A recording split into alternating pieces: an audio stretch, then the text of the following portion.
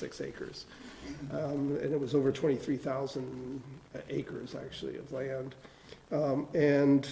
He granted it to Samuel Williston and a whole bunch of other people. And I'm not quite sure why Samuel Williston was the one that the town was named after, because, as I said, there were a bunch of other people, but he was the first on the list. So I guess they decided they would call it Williston after Samuel Willis.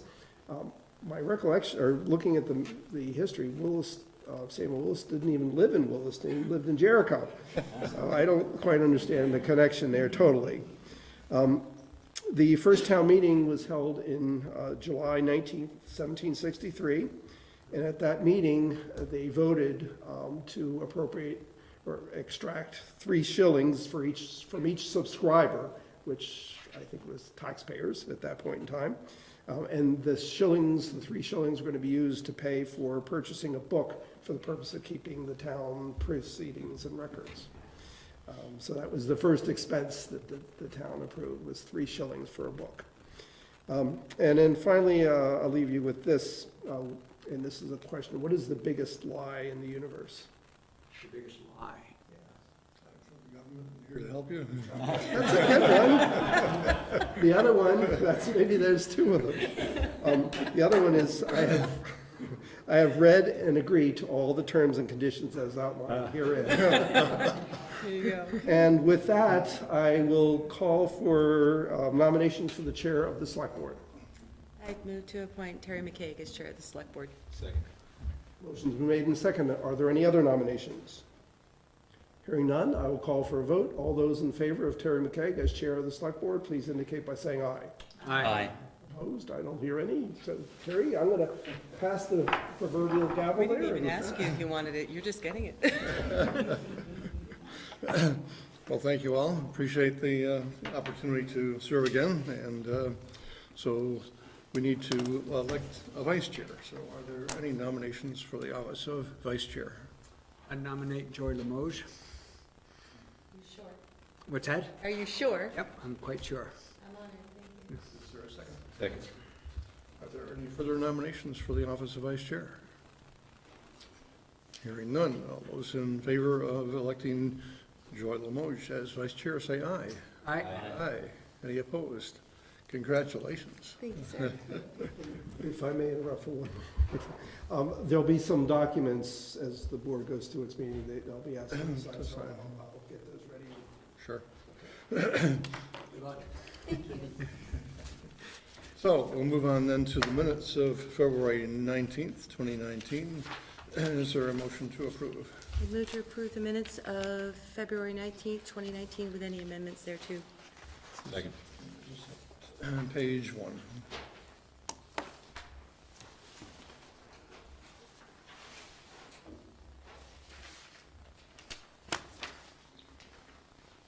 Page 2.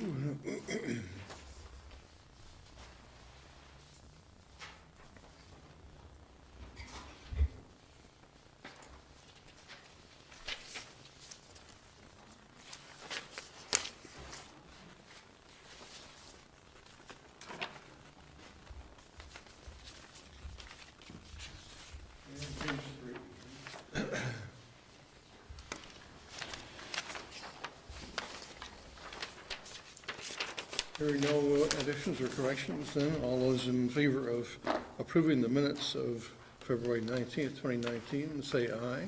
Aye. Any opposed? And Gordon, it's usually customary to abstain when you're not here. So we have 1 abstention. And moving on to public comment. Is there anyone in the audience who has any public comment on anything on the agenda or not on the agenda? Yes, ma'am. If you'd identify yourself. Identify yourself, please. Yeah, I'm Mary Jo Childs. I sent a letter to Jeff Ferris last week, and I understood he was on vacation. He did get back with me, I think it was last night, and I appreciate that. Thank you very much. And he's going to bring up later, I presume this will be in other business? Actually, already part of the town manager's report also. I didn't hear that. It's part of the town manager's report, so it's actually in the agenda documents for tonight. I don't know if it's on the agenda, but it's in the report. But it will be discussed? Okay. briefly, but go ahead. So just to make sure we're on the same page, so I did write a letter back, and I addressed it to all of you, but I apologize for not sending it to Gordon. I was a little confused on who was on the select board still and who wasn't. I misunderstood the newspaper report. So anyway, I'm sorry you didn't get it. No worries, thank you. Basically, I thought, since I was at a HAC meeting next door, I would just pop in. I don't have any prepared remarks, but the issue that I'm bringing up is the need I feel strongly about to have the town create some sort of regulation outlawing, forbidding, whatever, trapping in and around the village or in areas of town where there is a high population density. I don't know if you saw it on Front Porch Forum last week, but my husband and I were out walking on the ref path along North Williston Road, right where it crosses the Allen Brook at the end of LaFave Lane. And he spotted a kill trap in the water about 10 feet from the bridge. My husband grew up as a hunter and a trapper, and he was familiar with it and explained to me how it worked. I looked into it further. Long story short, my understanding, and thank you also, Melinda, for providing information. My understanding as of last night was that the town can do nothing about it because the state regulates hunting and fishing, and that the firearms ordinance that was passed years ago had to do with the type of firearm and not where they can be shot or something. I do not have the time to pursue this at any great length right now, so I'm trying to dump it on you guys. I think it's really important that this not be allowed to happen. Where we saw the trap, my kids used to play, all right? People let their dogs get a drink all the time, and the way this trap works is when an animal, gets down in there out of curiosity, or a child, it clamps shut, breaks the spine of the back, the spine of the animal, and it kills it instantly, but that could be your child. So I think that we live in a different time now. There are certainly places where people can hunt and trap appropriately, and this is not appropriate.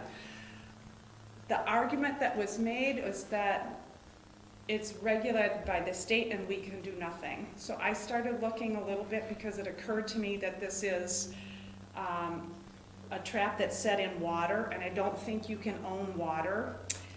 And it turns out that I found a document called the Law of Water. I don't remember the name of the organization, but I cited it in the letter that I sent. I think what the Law of Water in this organization summarizes legal outcomes, and their point was, and I quoted it in the letter, that basically you cannot do anything in water that can result in harm to people. I feel as though this qualifies. So I am here tonight to ask you to take it seriously. I think that we shouldn't wait till some child gets hurt or somebody's pet gets killed, but the liability of someone's child getting hurt is certainly much greater than that of a pet. And I think the town should figure out a way to prevent something like that from happening. So, thank you. And, Ted responded to your letter.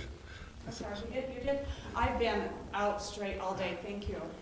And your response? I asked the town manager to get our town lawyer to analyze what we can do about it.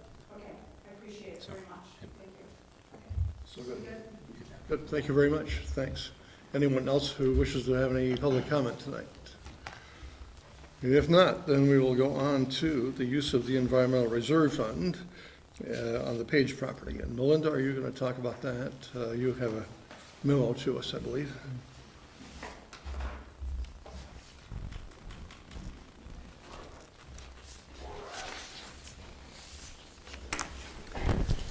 Hi. So I believe it was the last meeting when we discussed the town holding a conservation easement over 8 acres of the Page's remaining land in order to reduce the tax that would be due. And I think The Conservation Commission recommended that the town pay the, whatever the fee is. I think it's gonna be around, I think it's gonna be $2,400 to cover the land use change tax. And they feel that way because the Pages, you know, have already donated over half their land to the town forest, and in doing so, allowed the town to apply for a federal grant that it wouldn't have otherwise been able to get. They've given quite a bit, and it just would seem a shame that they would have an additional cost to pay. It shouldn't cost them anything to donate land, so that's... We had some questions, and I think they were answered by Rick in his report regarding what this would do to the taxes on that property. Yeah, and I think I can answer that now with, because we had to do a calculation for the tax proration. And I believe what they pay on taxes, well, actually, I think we figured it out for the 17 acres that they were donating the town, and it was like $58 a year or something. So it's going to be even less for the 8 acres. So any questions for Melinda on this? There is a suggested motion if we wish to do this. Just a quick question. So the amount being requested, or the suggested motion, talks about an expenditure up to $3,000, which is greater than the amount you just talked about. Right. But the concept is that the ERF would only be used to pay the land use change tax that the Pages will incur Correct. for this no cost to the town donation that they made of their land. Yep. I just want to make sure I got that. And then the other piece of it is last time I know there was some talk about, are we treating the Pages maybe any differently than anybody else? And I just want to verify that anybody who would donate land to the town will see a decrease in the property taxes since they no longer own that land and it is in the town's hands, and thus Correct, they yeah. cannot tax it. So Yeah. it's a pretty, that happens every time somebody donates land to the town. That's it for me. Can I just ask a quick clarifying question? Did I maybe misheard you? I thought, according to Bill Hidman, it's less than 500 in tax revenue, but you said like $56? So what I had to calculate the tax proration for the 17 acres that they donated, and according, because it's in current use, so I guess this would be a little bit different because it wouldn't be. I'm already ahead of you with that now. I see where you're Yeah. going. Thank you. I'm sorry. I just was one beat All right. behind. You don't need to clarify any further. Thank So you. those of us who are trying to catch up. Oh, go ahead, please. Sorry. So, Different calculation for current use versus regular. Keep going. Okay. yeah, so, anyway, I apologize. I guess I hadn't realized that you were still looking for information about the tax revenue loss. I kind of thought that was, that since you decided to accept the conservation easement, and so I hadn't. We had done the research, that's the research from Okay, Bill Hidman. all right. I don't know, Shirley also has some familiarity, I don't know if you recall the details of it, but. Yeah, on the 8 acres, it would have been about $450 was the change in the tax of bringing that out of current use. So did she question, where Melinda was coming from was she was doing it based on current use of Yes. taxes on the property. Yeah. Yeah, And as soon as she started to speak, I'm like, oh, I see where I made my Yeah. error. So that's why it went from 58 to the 450. Correct. Okay, yeah, I get that. Sorry to Yeah, cut no, or end you yeah. off. Any other questions for Melinda? No. Is there a motion? I move to authorize the expenditure of up to $3,000 from the Environmental Reserve Fund to reimburse the Pages for land use change taxes on 8 acres of land that the town will hold a permanent conservation easement over. Second. Is there discussion on the motion? Hearing none. All those in favor of the motion say aye. Aye. Any opposed? And no abstentions. Good, we'll move on to the Catamount Property Conservation Easement. And again, Melinda, you're up. So, back on February 5th, you may recall that we announced that we had received a grant from Land and Water Conservation Fund for Catamount, and because of that, certain revisions needed to be made to the conservation easement to better reflect Land and Water Conservation Fund requirements. On that night, proactively, we had inserted some of those revisions and you had a chance to review them. And we did note that additional changes would likely be coming because the conservation easement had yet to be reviewed by A&R, who oversees the Land and Water Conservation Fund on behalf of the National Park Service. So after lengthy negotiations between A&R and Vermont Housing Conservation Board, Vermont Land Trust, those parties did agree to subsequent changes to the conservation easement, which I have, are in a red line document in your packet. And I've outlined the changes in the bullets on this memo. If you would like, I can go through each change. So I can do You that. suggested substantial changes, not just the unconsequential ones. So there was a question about that, but I think in the interests of transparency and just making sure that you understood what these changes are, we decided to bring them to you tonight to take a look at. And a lot of them aren't really substantive. There's maybe one or two, I think, that could be. So I can just go through them if you'd like. Please. So on the first page, there's a paragraph, so there's some sentences, a second paragraph, basically inserting, deleting reference to a potential grant. Before it was, if the town gets this grant, then such and such, so it's been replaced by actual language, the town's gotten this grant, and there's reference to a project agreement number in that paragraph. The subsequent paragraph is basically, that's probably the most substantive change in the whole document, and it basically states that the Land and Water Conservation Fund grant agreement takes precedence, or basically is number one in priority, and that the conservation easement is subordinate to the requirements of the Land and Water Conservation Fund grant agreement.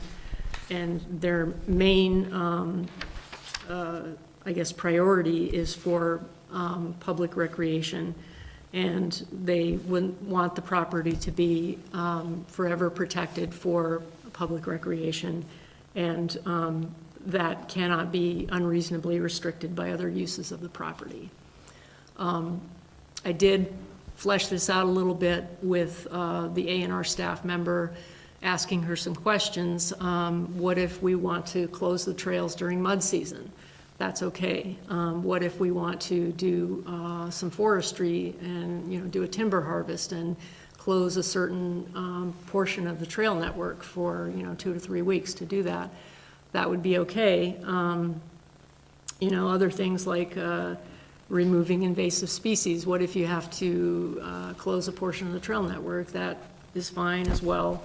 I think the sort of the line gets drawn when the example that she gave me, if the town were to close the property, the entire property for 6 months or longer, that would be considered a violation of the grant agreement. And so that was reassuring to me that we could use the property for other things as long as people still had access.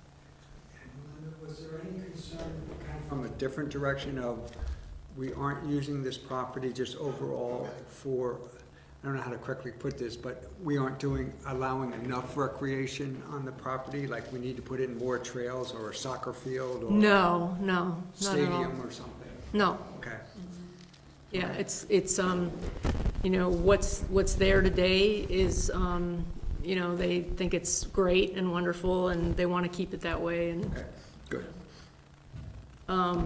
so moving on, page 3, there's, under the statement of purposes, basically they moved up to provide non-motorized, non-commercial, recreational, educational, and other appropriate community uses on the protected property. They just moved it up on the list to number 1 from, you know, down, it was down further in the list.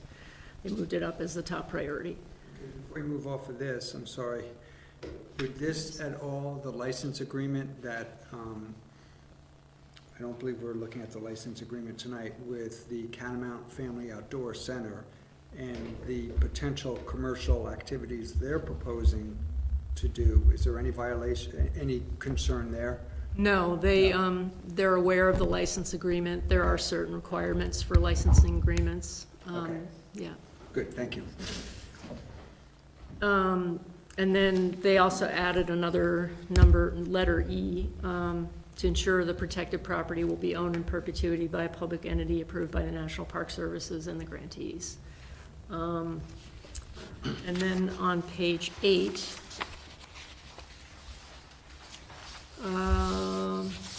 under number 6 at the bottom of the page, restricted uses of the protected property. Okay, it states that the town cannot convey, sell, or subdivide the property without written approval of VHCB, VLT, and Land and Water Conservation Fund, National Park Service. This is inconsequential because the U.S. Forest Service grant already prohibits the town from selling or subdividing the property. I mean, or if we did, we'd have to pay back the grant funding, so. Page 11, this was something that was, let's see, page 11, under number 9. This had been added, to the best of my knowledge, it was something that was mistakenly taken out and then discovered that it had been mistakenly taken out, and it was added back in by VLT. It says members of the public shall not be charged a fee for pedestrian access on the protected property as provided under section 4. And then on page 12, under number 12, oh wait. Section 4. Yeah, section 4, cross-country skiing was crossed out because they didn't want people thinking that it was free. And then on page 16, at the bottom of the page, it's basically the same thing that I previously mentioned under the first bullet point, that the reference to a potential grant agreement was crossed out, and the grant number was put in, project number was put in. And that's pretty much it for the changes. Page 18, there's Severability on 17 as well. Page 18. Okay, yes. Yeah, again, it's just inserting a reference to the actual grant number as opposed to a theoretical possible grant.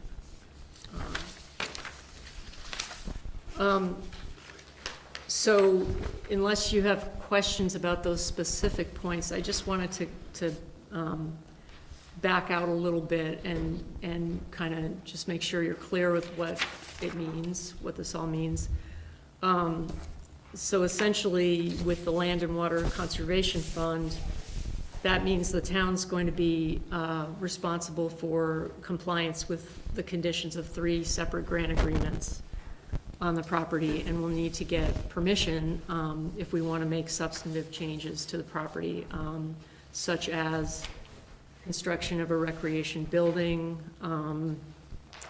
permanent closure of part or all of the trail system, changes to the license agreement, change to the trail managing entity, or the addition of a new use. Those are some examples, and it means that we need to ask permission to make significant changes from 3 different entities. And then there's a separate memorandum of understanding also in your packet between the town, Vermont A&R, and VHCB VLT, basically establishing a framework for how to ask permission for significant changes, and namely that it sets an order of priority that the Vermont A&R, we have to ask them first. If they say okay, then we ask for Vermont Housing Conservation Board and VLT. And then the U.S. Forest Service grant is not part of this. They didn't feel the need to be party to this MOU.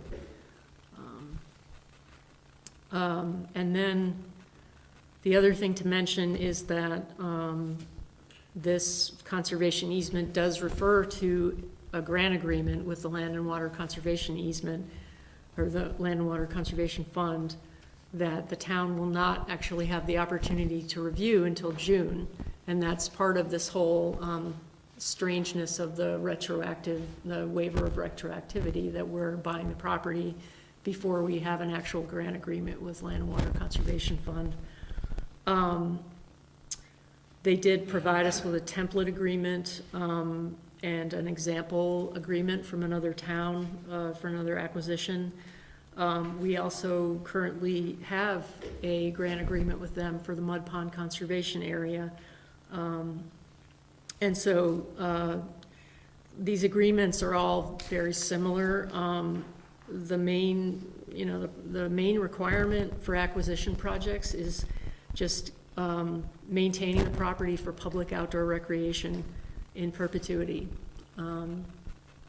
And so while it seems a little, I don't know, it may seem a little bit strange to be accepting a conservation easement that refers to a grant agreement and you haven't seen it yet. It's likely to be very similar to the one we have now with Mud Pond Conservation Area. They're pretty standard. They're based on the Land and Water Conservation Fund manual guidelines. How much is the grant? It's $280,000. So accepting the conservation easement doesn't lock the town into accepting a grant agreement that they haven't reviewed yet. We could still reject it if it's objectionable. Doing so would come at a cost, obviously. Yeah. Linda, the only question I had along these same lines is, I'm looking at the Mud Pond agreement, and it talks about a single audit. Did I get the word? Single audit. Do you believe we'll be subject to a single audit if we accept the grant? Not in and of itself, but there's a lot of other grant money involved, so I would say we'd be over the limit because of those in combination. Okay, so, I mean, I'm not objecting to it, but that will come at a cost to the town to do that, won't it? Okay, so just something we need to be aware of. I mean, that's the cost of doing business, the cost of receiving all this money, so I'm fine with it, but I just want to make sure I understood that there is that cost down the road. Okay.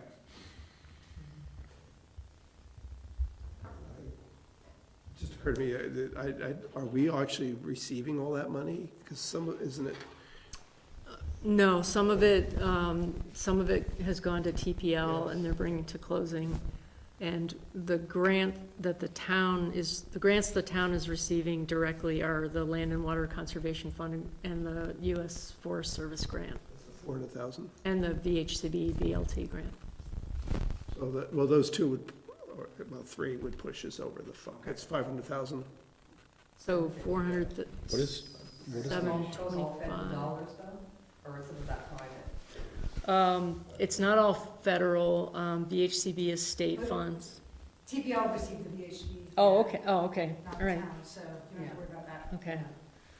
So we're gonna be So- real close to 750 with our other grants we have this year. So there's a good chance, it's maybe a way to put that. And it's, And the other grant may come in next year, and it's a. Oh, that would be- yeah, So, Yeah, Okay, Yeah. yeah. what a way to get out of that. so the question that is, what does a single audit mean? And I think, so Shirley, if you could briefly explain So that. it's an additional audit of our federal programs.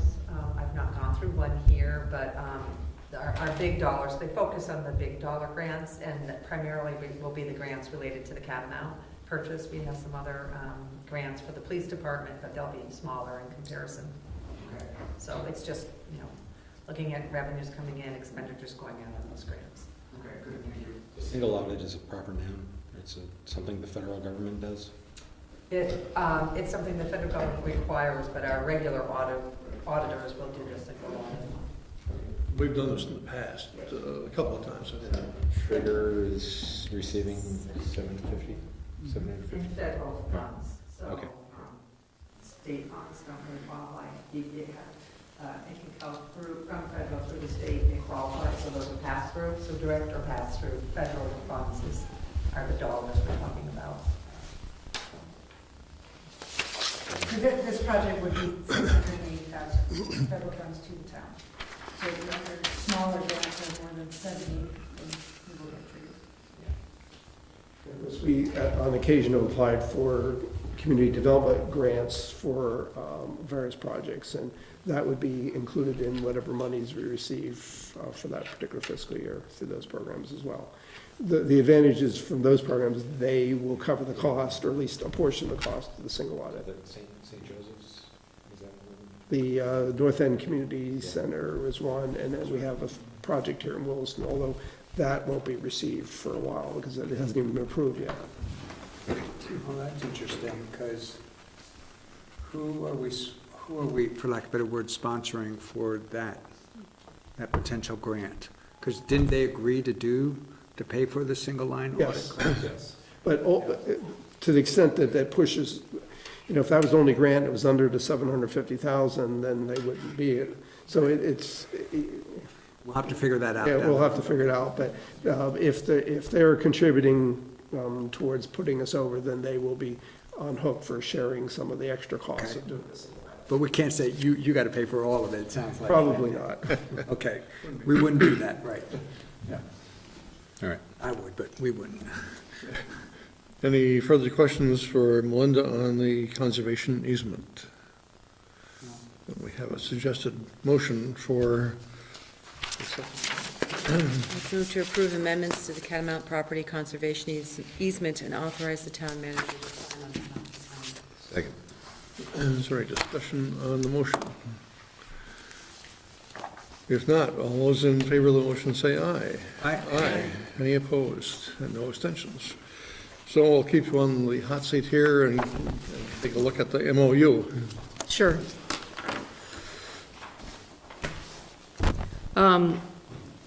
So, yeah, as I stated earlier, the MOU just establishes sort of the order by which we get approvals for significant changes to the property.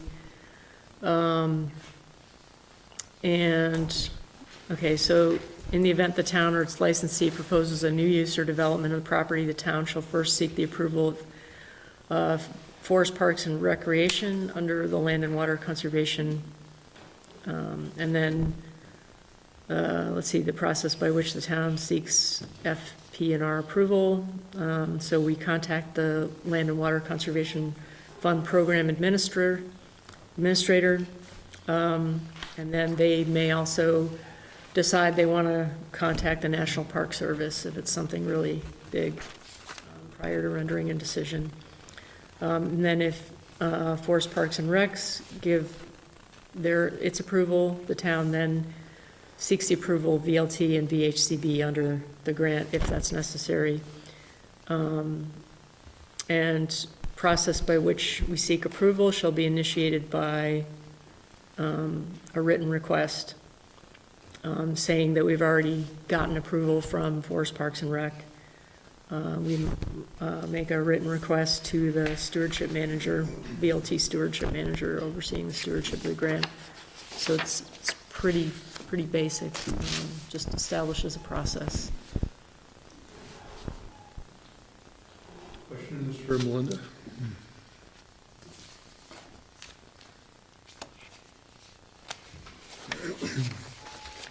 Chair, entertain a motion. Appreciate a motion if there's no questions. Move to accept the Catamount Community Forest Memorandum of Understanding and authorize the town manager to sign on behalf of the town. Second. Is there any discussion on that motion? If not, all those in favor of the motion say aye. Aye. Aye. Any opposed? Very good, thank you. Closing on this is all supposed to happen next week? Monday. Congratulations. Yes, to all Thank you, concerned. everyone. I mean, how long have you been at this for? 2.5 years. Well done, thank you. We do you. indeed. All right. So next there'll be a presentation by Sarah Reeves, the Executive Director of the CSWD, talking about compost operation and expansion updates and the possibility of relocating the MRF. So welcome, Sarah. Thank you very much. Appreciate the opportunity to come talk to you about some of the things that we've been talking about internally and as a board. Warming up here. My name is Sarah Reeves. I'm the Executive Director for the Chittenden Solid Waste District. Sorry, it's been a long week. And I gotta find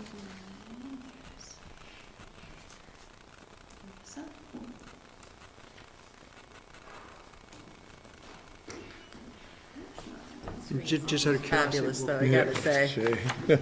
Sets the tone. Will Craig be attending tonight, just out of curiosity? Craig actually is out of town. Okay. He did send an email that, I don't know if you were aware of that. I don't think so. I wasn't copied on. He had some comments about the MRF. Okay.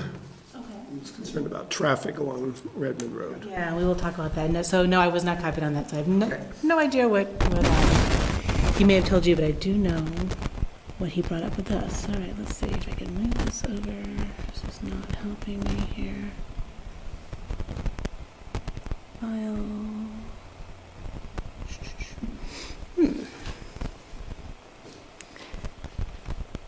Move over. Technical difficulties always, of course. So. I don't know why it's hanging out so close over here. I'm going to get my thumb drive.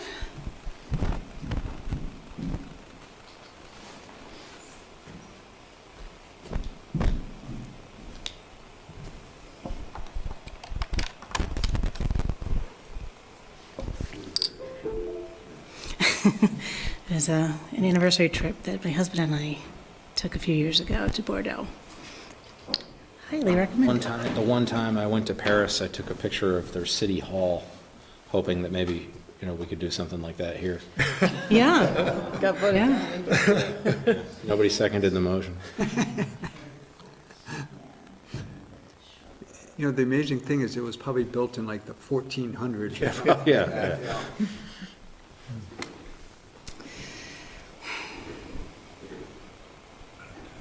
The entire thing is not moving over. Let's see.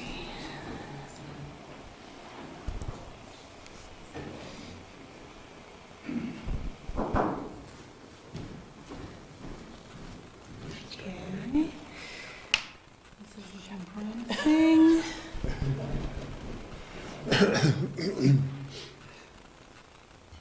There we go. Thank you for your patience.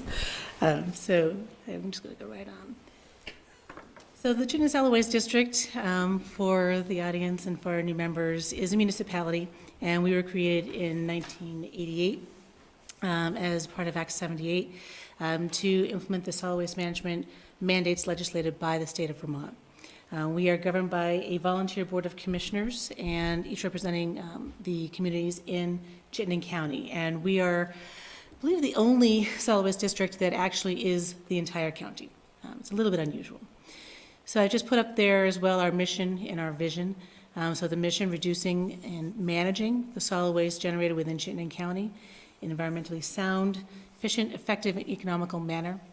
And then the vision is just kind of in general that, in general, products are designed to be reused or recycled, and this is what I think is very important from my perspective, is that the community fully participates in minimizing disposal and maximizing reuse and recycling whenever possible. And we really feel that is our charge, is to facilitate that to the fullest extent possible.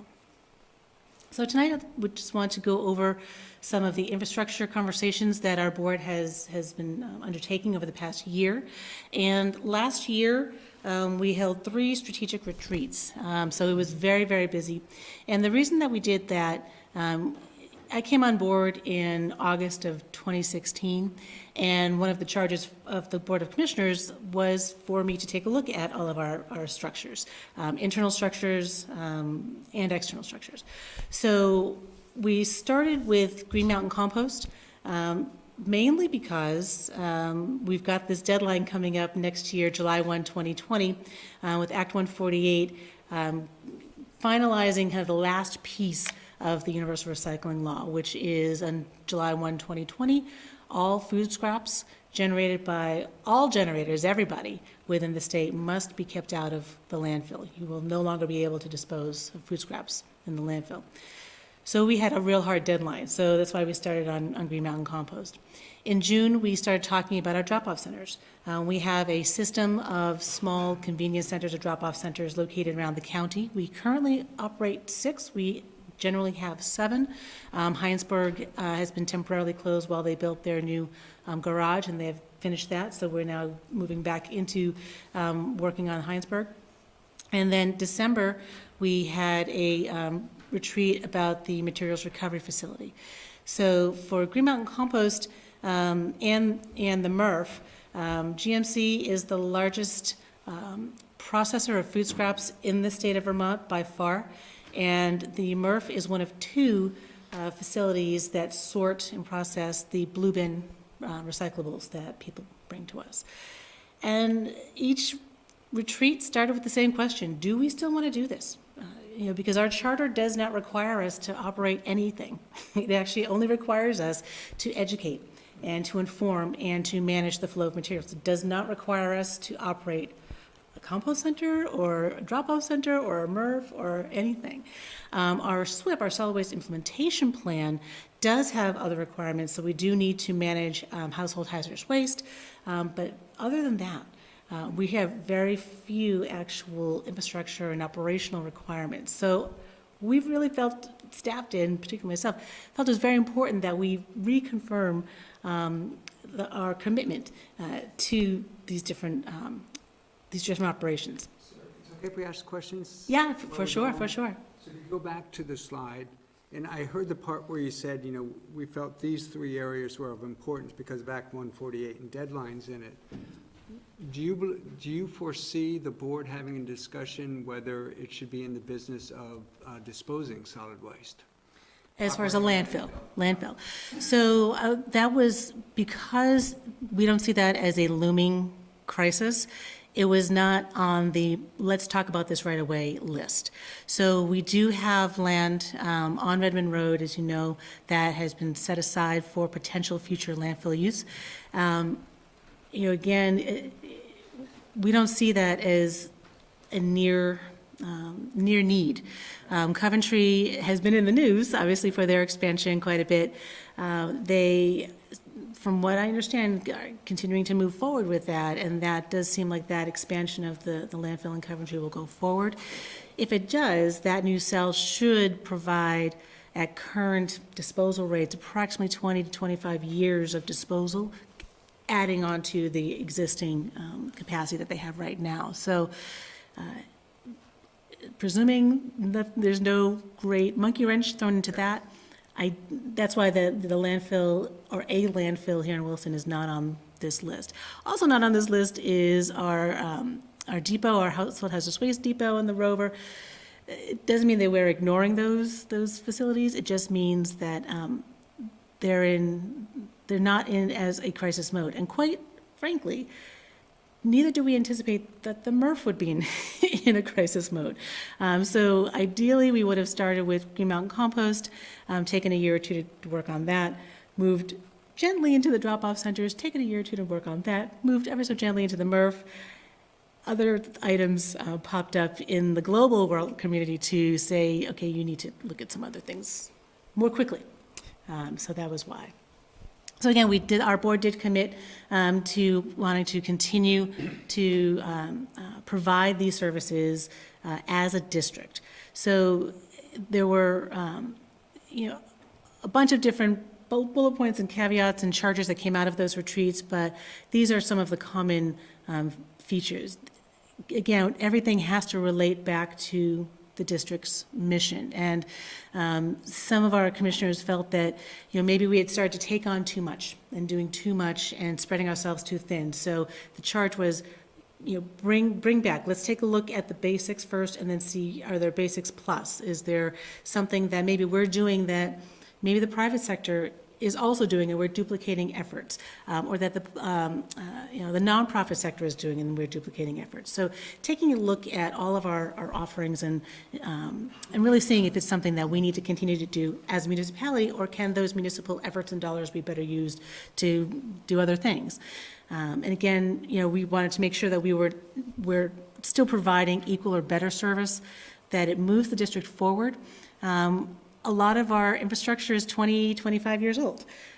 We were created 25 years ago. So it's not a surprise that things are starting to age out, and that, again, times have changed, technologies have changed, people's habits have changed, demographics have changed. So we needed to take a fresh look and say, okay, how are we situating ourselves for the next 15, 20, 25 years? And then getting back to recognizing who we are, and we are solid waste management professionals, and making sure that we're using industry best practices wherever we can and wherever we need to.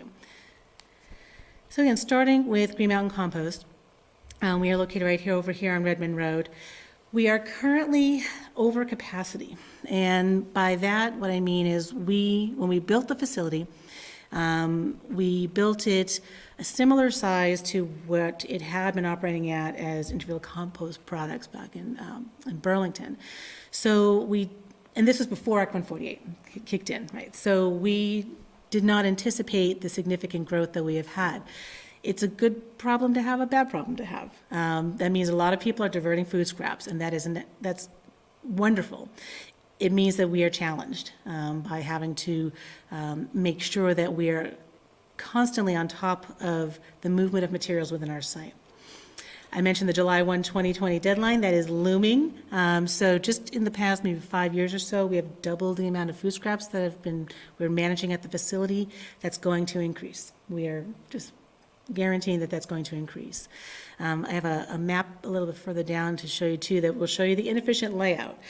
Generally, when you build a compost operation, if you're going to build it from scratch, you make it a nice square or a nice rectangle so that things come in, they flow through, and they come out the other side. Similar to a MRF, you want to make it easy in, easy out. You'll see on the image that we are a bit of an S curve. So it makes it very difficult to manage material in an efficient manner.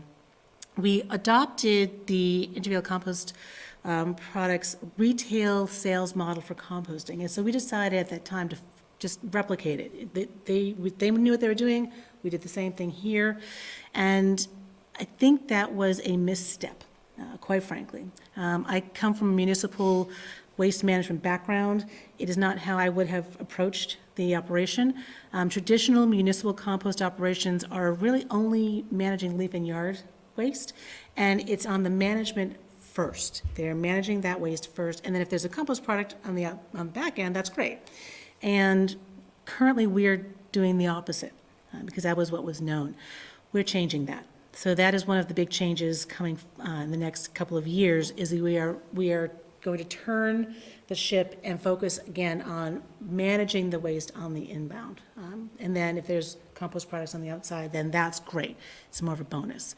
So we're needing to change that. We have been undercapitalized, meaning we have a lot of very old equipment, having to do multiple things. Our equipment wears many hats. So it has never really been supported properly from the get-go, and we've struggled ever since. And because of that, the district heavily subsidizes this operation. And my board has said we need to get that subsidy down, and that is the goal. So some of the changes we need to make is in looking at the food scraps and the food waste that's coming in and taking a look at the leaf and yard debris that we manage. The leaf and yard debris, it pretty much stays very constant over the years. There are no big spikes. It is not growing at the same rate at any rate as the food scraps are. So we have a limited amount of carbon, and to make good compost you need a certain amount of nitrogen, food scraps, a certain amount of carbon, leaf and yard. So what we do to keep up with the food scraps is we're bringing in additional carbon sources. Every composter in the region is struggling with that and will continue to struggle with that. There may be a kind of a one-time only boon, thanks to the emerald ash borer. If some of those trees get shredded and chipped, there may be some additional carbon available, but that is not a long-term solution. So we are looking more instead to matching the volume of food scraps with the leaf and yard so that they are together. We don't have to worry about carbon sources. Another change is we need to raise the tip fee. We are still undervalued on this service. The general tip fee the tip fee is a disposal fee, the price that you pay to dispose the waste. At Coventry is around $125 a ton, not including transportation. We are currently charging $52 a ton to dispose of food organics at Green Mountain Compost, and that is too low. So we recognize that we are below the market rate, and we need to start to approach closer to a regional market rate, and we'll be raising that tip fee this year. And again, the inefficient layout, and I'll be able to show you that, means that we need to improve both our processing, which is our turning, when we turn over the compost as it's being made, to aerate it, and then where we lay it down to sit and finish off. And then again, I mentioned we're changing the retail model, looking at wholesale and bulk, and working with fewer customers, selling them larger quantities at one time. So I've thrown a lot at you about GMC, so I will see if there's questions. Under the challenges, it says overcapacity.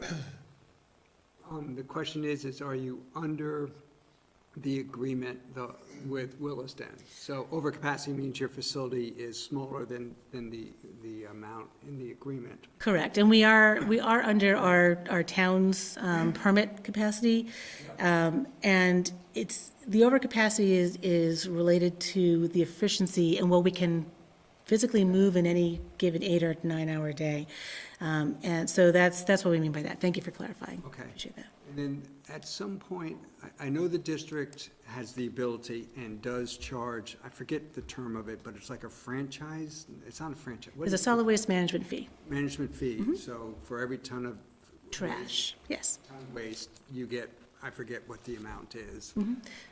How does that enter into how you look at capitalizing things or subsidizing them? Because you collect this amount that I assume is being collected, one, to run the district, but also two, to lower the cost of activities that divert waste from disposal. Right, so you're referring to our solid waste management fee, which is a per ton fee tax on every ton of trash that is disposed at the Coventry landfill. And right now, the fee is $27 per ton. It has been $27 per ton for the last 4 years, and we do not anticipate raising that fee. We are, I believe, the third highest, Addison County, then Central Vermont, and then Chittenden Solid Waste. So those fees do certainly help pay for just the general administration of the district. It pays into capital, so that is partly how we pay for the capital improvements. Green Mountain Compost also is a revenue generator as well, so both on the inbound as far as the disposal fee and on sale of materials, as are some of our other operations, the ones we'll talk about tonight, the MRF and the drop-off centers. So all of those revenues come in as well to supplement the need for having to overly rely on the solid waste management fee. But Green Mountain Compost is subsidized. When I say they're subsidized, it is coming from that trash fee. And you mentioned, I heard you just say that you're not anticipating raising that fee anytime in the near future. Well, not this year for sure. Oh, not this year, okay. And so I guess part of I say raise tip fees, which will make bringing, compostable materials to the facility more expensive, i.e. a disincentive to bring them there, versus raising the solid waste management fee, which makes disposal more expensive, thus a disincentive to dispose. I guess I'm losing the logic a little bit. Do you get my point? I do, and that would be, I think, much more applicable if the actual user, you and I, were paying either the $27 or the $52, which is what the tip fee is now. Many of us either pay those fees embedded in a subscription fee if you hire a hauler to pick up your material, or if you drop off at the drop-off centers, they are embedded in those costs. So it's not a direct incentive, disincentive. The haulers pass it on. And when you call to say, as I do, why is my bill going up? They'll say, oh, the district made me, and they don't tell you exactly why. And it could be a number of things. So there are some incentives, particularly at Green Mountain Compost, where we don't charge residents. If you want to bring your food scraps directly there, it is no charge. So the fees are, by the bulk of them, are paid by commercial entities. They generate more of the materials, and so they end up paying more of the fees. All right, good. I have a question. Under your changes needed, it goes with bullets 1 and 3. In its initial startup a few years back, I was a purchaser of some compost, and I don't know if this has been a concern that's come up again, but it wasn't a recall, but they were asking folks to take a look at what they had purchased. It wasn't unsafe, but they offered a reimbursement. Have any of those issues come up again, and if so? Yeah, no, thankfully they haven't. We have a very rigorous testing protocol that we continue to this day, even though we have not seen any hints of that persistent herbicide since that time. And that is what you were talking about, and that was back in Yes, quite a few years. 2011 or 12. It was quite some time ago. But Been constant since then. it has not been an issue, exactly. So we identified what we felt was the source of the herbicides and eliminated that out of our compost recipe.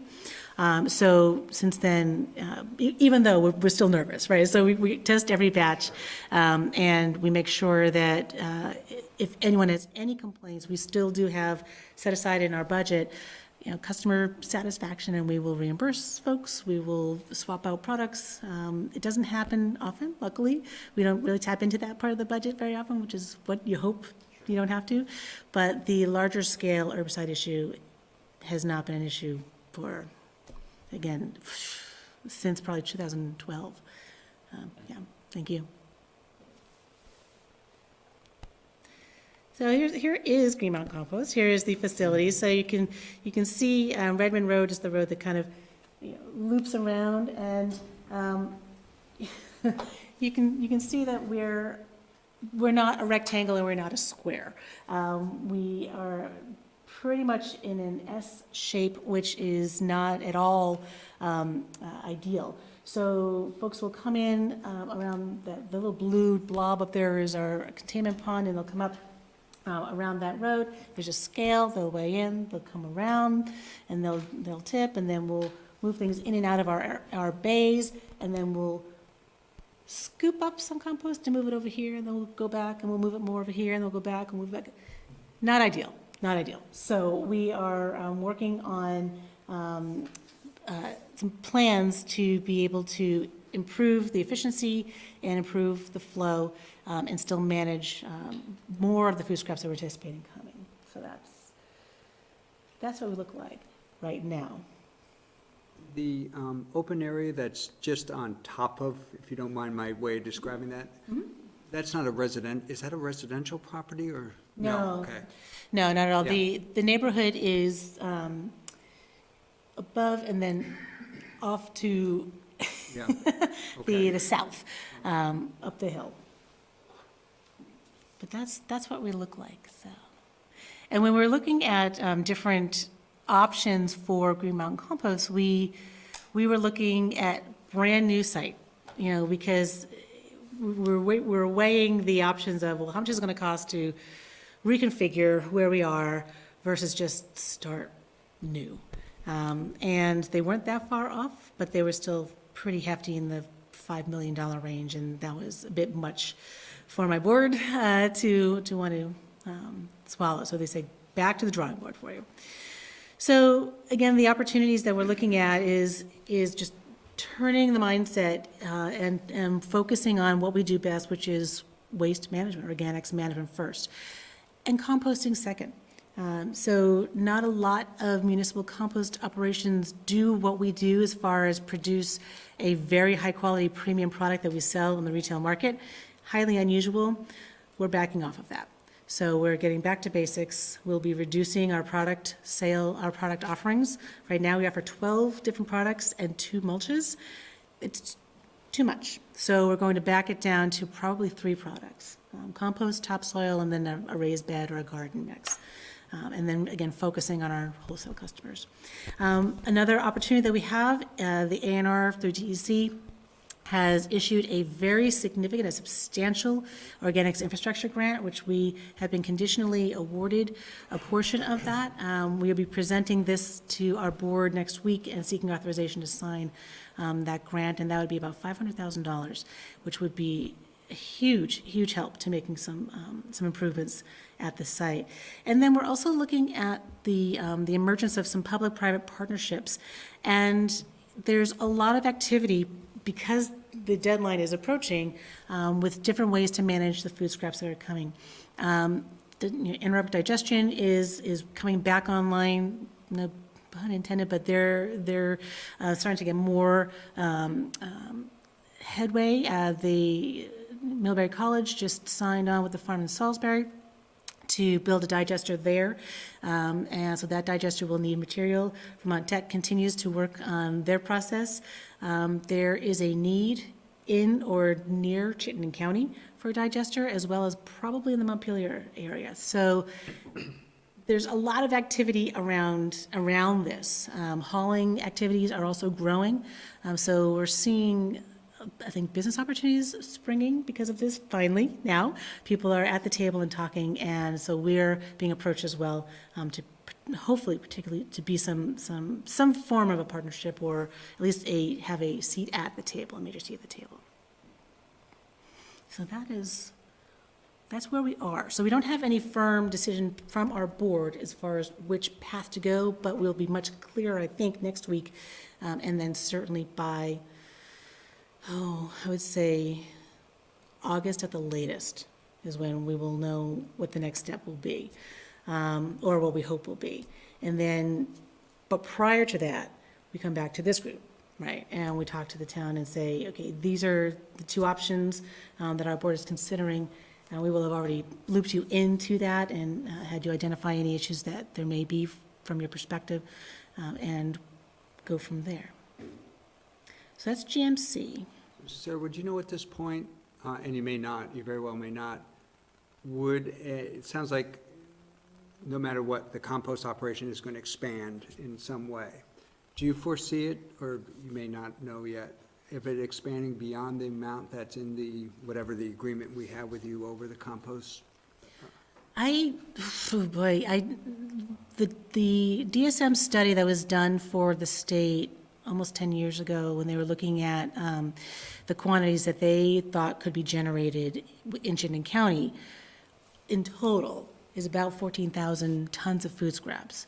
Now, Dry tons, wet tons, I'm sorry? probably wet tons. I think it was wet tons. However, That doesn't mean all of that would be composted through Green Mountain Compost. A significant amount will be backyard composted, as is happening right now. We did a survey last year, and one of the questions that we asked participants was, when this ban happens, how do you think you will manage your food scraps and your organics? And over 55%, close to 60% indicated that they would be backyard composting. So we don't at all expect to get that amount. I would be shocked if that, we're looking around the 10,000 ton, possibly, but we would not be composting all of that material there. So again, we'll be talking with our board about the different options next week, not making any decisions because we still need to hire a consultant and have them really work through whether it's the design or doing pro forma for sure. And that has not happened yet, but that's the next steps. Drop-off centers, this will be somewhat quick because we realized that we need to take a lot more time to look at the drop-off centers. It's a little bit trickier when you've got 6 to 7 individual units to take a look at, and they each are special in their own way. So we realized that we need to spend some more time and punt that one a little bit because GMC and the MRF really have more time crunches involved. But some of the charges from our board was to focus on safety, whether it's the materials that are being left there for us to manage, or traffic, which is a huge issue, not as much in Williston or in Essex where you've got the nice long lead up to the drop-off centers, but Richmond has a very short queuing line. It's tricky. South Burlington can back up on Patchen Road, so it's Burlington as well. So that's one of the things that they want us to focus on. And we need to research the county demographics to see where the people are. Are the people still where they were 25 years ago? No, we know that they're not. So are the drop-off centers in the right locations serving the right demographics of folks? And we've had some interest from Colchester, and yeah, a lot of folks are moving up that way, so there could be a need for something in Colchester. Again, also reevaluating the suite of materials that are being managed at the docks, and are there things that are being better managed out in the private sector and the nonprofit sector that we don't need to manage. We're also recognizing that, again, 25 years ago, we didn't have extended producer responsibility programs for compact fluorescent bulbs and for batteries and for electronics. Now we do. We anticipate more of those programs will come on. So we need to take a look at how our sites are laid out to better accommodate some of those items. Or do we need something different? Do we need to have a central location where those special items go and have the drop-off centers focus on trash, recycling, leaf and yard waste, and organics? So those are some of the conversations that we need to flesh out more, that we've realized we need more time as well. Sorry, I hope you don't mind. No, it's okay. It's great. How would you characterize interest in drop-off centers or Oh, use of gosh. drop-off centers? Steady, decreasing, increasing? Steady to increasing. Again, so our drop-off centers are heavily used. Anywhere from, it's about 28 to 20% of the residents of Chittenden County exclusively use the drop-off centers for all of their waste management. Upwards of 75% use them for something. So the occasional drop-off of, I've got a bureau, or I've got a mattress, or I've got a TV I gotta get rid of. But almost 30%, which is a very high number when you have other available subscription services. So yeah, that was surprising for me. I thought maybe it might be 25 or 25 at the most, almost 30. So that's why we really need to figure and take a look at, are we serving folks where they are? And I think we mostly are, but there could be some changes we might want to look at. And it may be, not necessarily removing a dock, but it might be adding one. So the materials recovery facility, again, we are one of 2 facilities in the state that manage what's called single stream recycling, so putting all of your recyclables in the one blue bin, the blue cart. Challenges, is, that building size. It was, again, built 25 years ago to process about 25,000 tons of material. We are now processing 48,000 tons of material. So not only have the tons gone up, but the volume has gone up. And that is an important factor, because if you think about plastic water bottle, for example, 10 years ago, 7 years ago, it was much more sturdy. That's because they're using less and less plastic in that water bottle. Well, that means it takes a whole lot more water bottles to make 1 ton of plastic. So it used to take 12,000 bottles to make 1 ton. Now it takes 19,000 bottles to make 1 ton. So we're not only seeing more actual weight, we're seeing more volume. And this facility is about 38,000 square feet. It needs to be 65,000 square feet to manage the volume and to manage the throughput. So not only is the building size inadequate, the condition, it's 25 years old, and it is showing its age. The site is very small. We're at the end, almost the end of Avenue C, and I have an aerial photo I'll show you in a moment that you'll see we are hemmed in, and we can't go out. It is an inefficient layout, just saying, similar to GMC, and it's an inefficient process. It is very hands-on. We do not have, by and large, with the exception of glass, modern sorting technology. We are still hand sorting our bottles and our jugs. We have to run material through twice because we physically can't pick everything out once, and that is very costly. Change is needed. We need a new building. The board has asked us to actively look at what that means.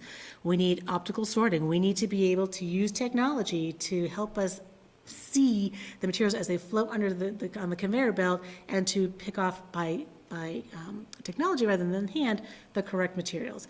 That will improve the quality, and it will have our the folks who work at the MRF be focused on quality control versus active sorting. So it makes it a better job. We also need some sortation flexibility. Packaging is changing, and we need to be able to take advantage of markets as they emerge by changing how we sort to be able to grab materials to be able to sell them.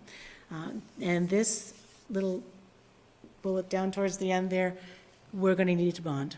Little bullet? It's a little teeny tiny bullet. Down, separated away down at the end, it's going to need a bond. The GMC work we can probably do out of our capital reserves. The drop-off centers can be done over time, so we can manage that. We don't have the cash in the bank to build a MRF, for sure. So we'll be talking about that a lot more with our member communities over the next year. What sort of ballpark figure are you looking at? Yeah, well, it depends on if we need to buy land or not, quite honestly. So if we do, and depending on where it is and what kind of a deal we can make, that could be anywhere from $2 million to $6 million just for the land. And then you have to build it, and you have to, fill it with the equipment. So, gosh, low end, 13 million, high end 20, low end 14, high end 25. I don't know. So, but that is something that we will be have a more clarity on by the end of this calendar year, for sure. So there's the aerial of our nice little MRF, and again, you can see that it is hemmed in on all sides. So the southern, you see Avenue C there, there's one building at the very end of that lot, and that's it.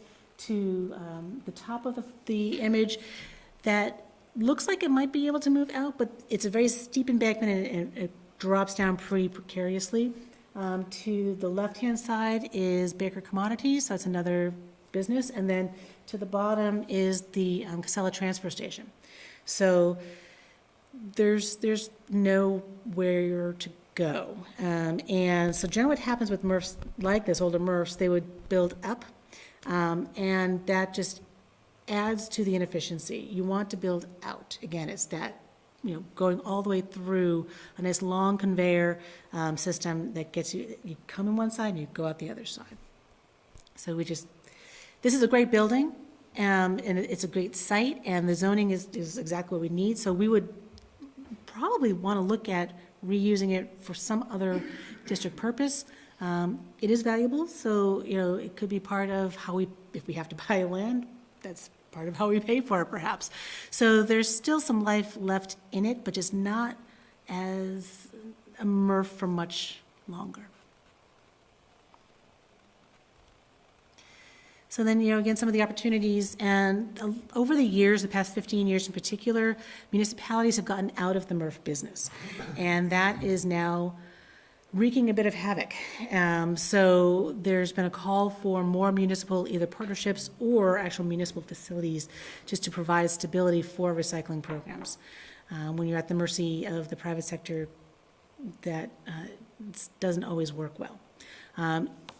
The opportunity, again, to clean a product and market stability.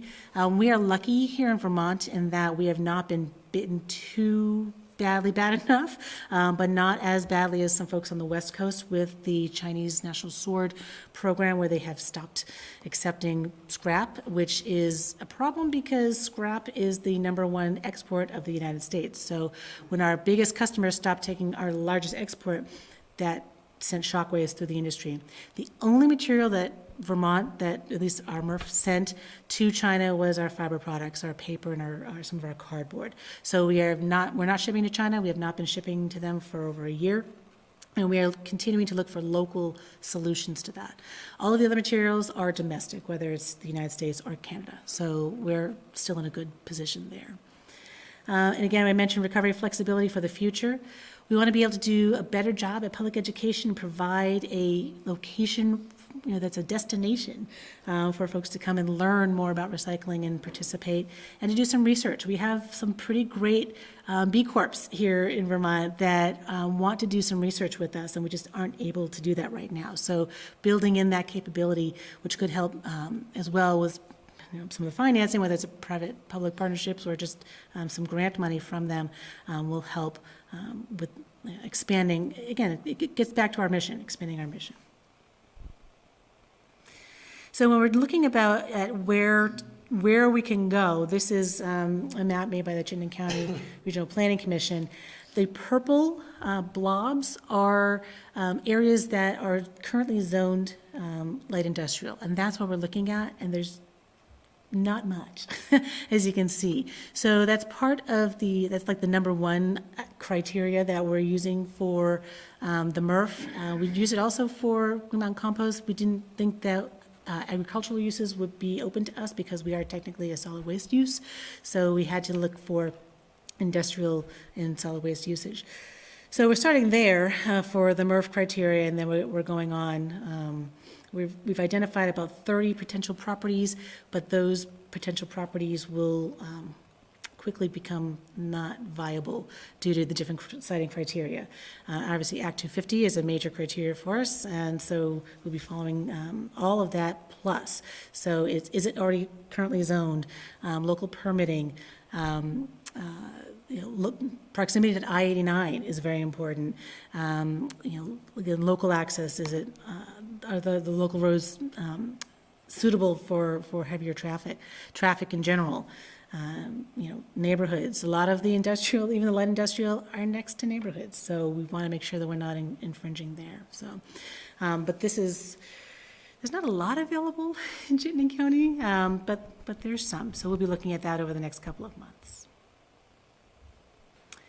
And these are kind of our most immediate next steps. Again, talking about the grant with our board next week, presenting the MRF siting criteria to our board next week, and then diving a little bit deeper into Heinsberg and Burlington drop-off centers with our board in April and May. That is everything I have for you. Craig's email, Okay, which I guess you didn't see. I did not see. I think he mentioned that for the MRF, there are 5 sites under consideration. I can only tell you what he said, and I'm actually... Spill the beans. Craig. In Turin, Williston.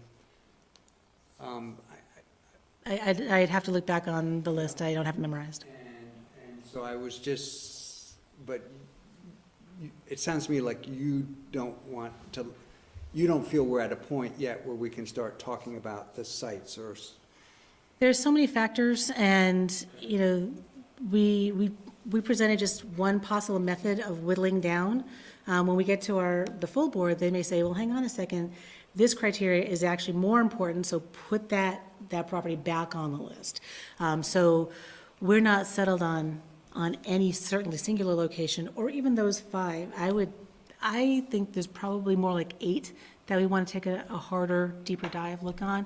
And our board did ask us to look outside of Williston. They said, make sure you're not just focusing on one community, make sure that other communities who might want the opportunity to host the facility have that opportunity. So we are looking, again, throughout the county, not a lot to look at, but we're not just focusing here.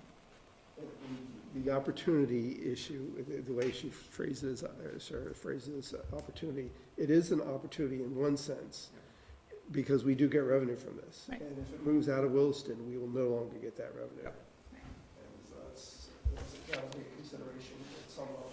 It's about $50,000, I think, just from the MRF. It's around that, I believe, for fiscal 19. We've been using that to help underwrite our capital program. We just went through the budget, and I remember, as in many years, that it is one source.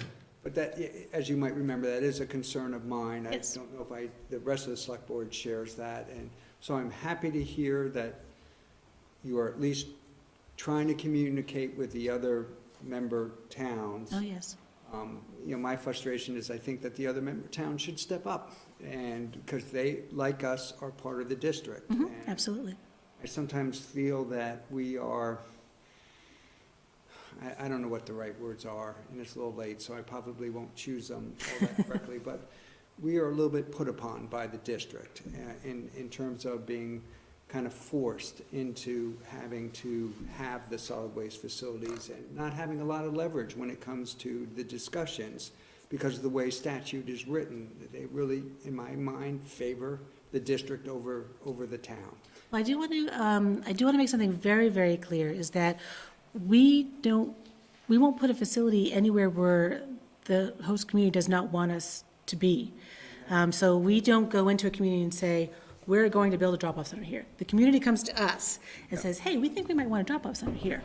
So, believe me, that is a very strong factor, and I want to make sure that this board understands that. Great, thank you. And I put drop-off centers in slightly different category than maybe a MRF or a compost facility.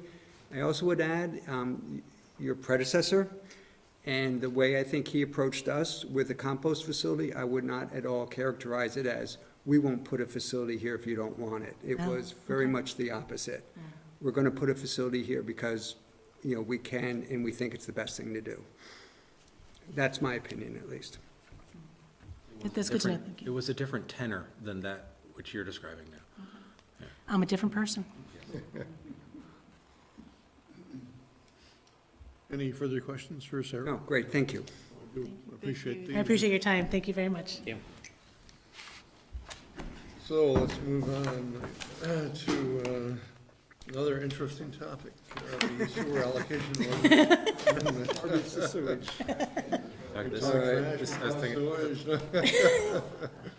This is like Christmas for Jeff.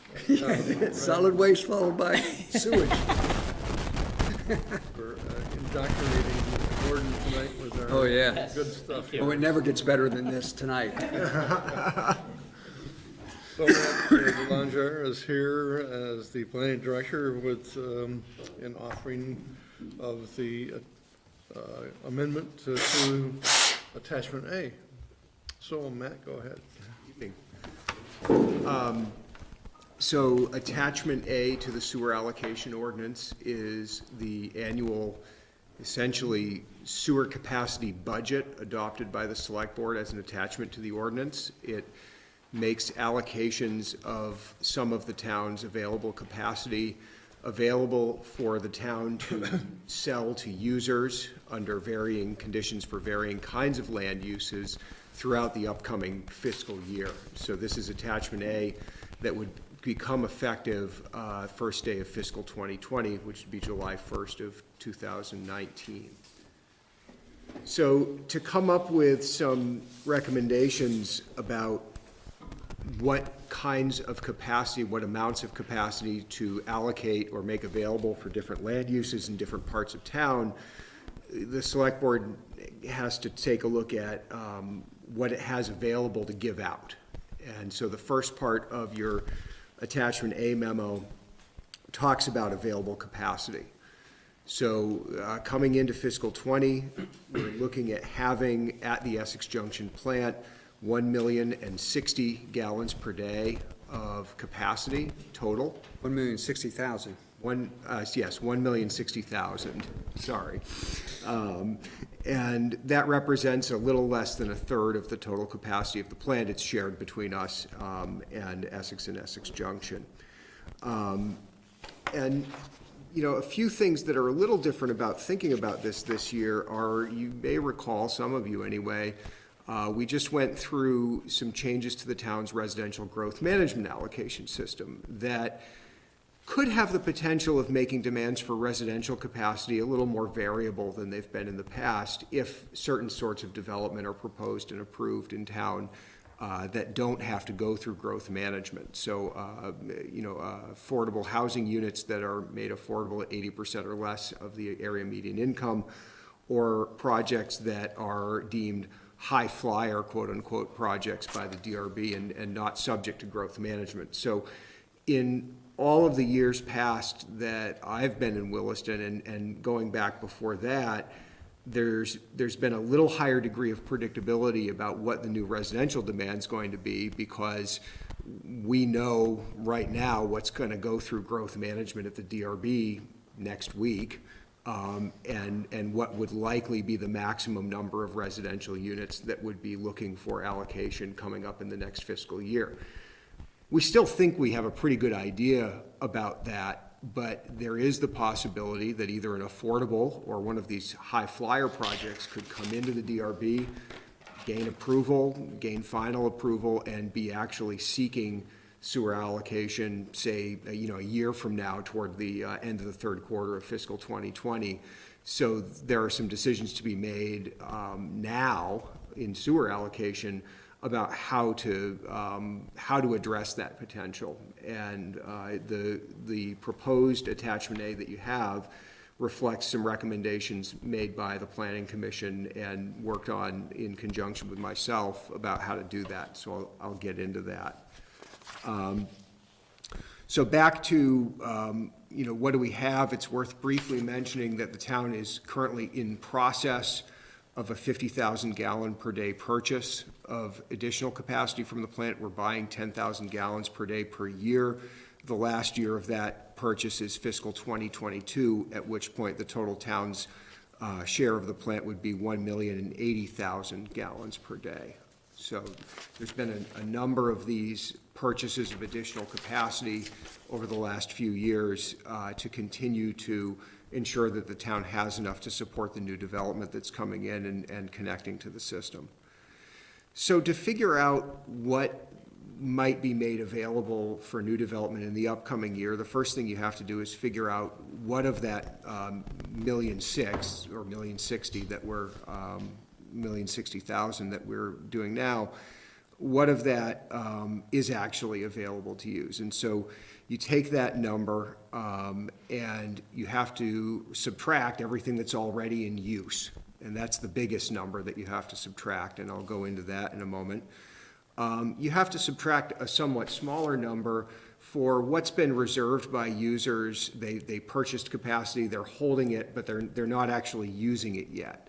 Under today's rules, you can do that, but not very far in advance of connecting, so there's not this lag, and there's not new users buying and sort of hoarding capacity.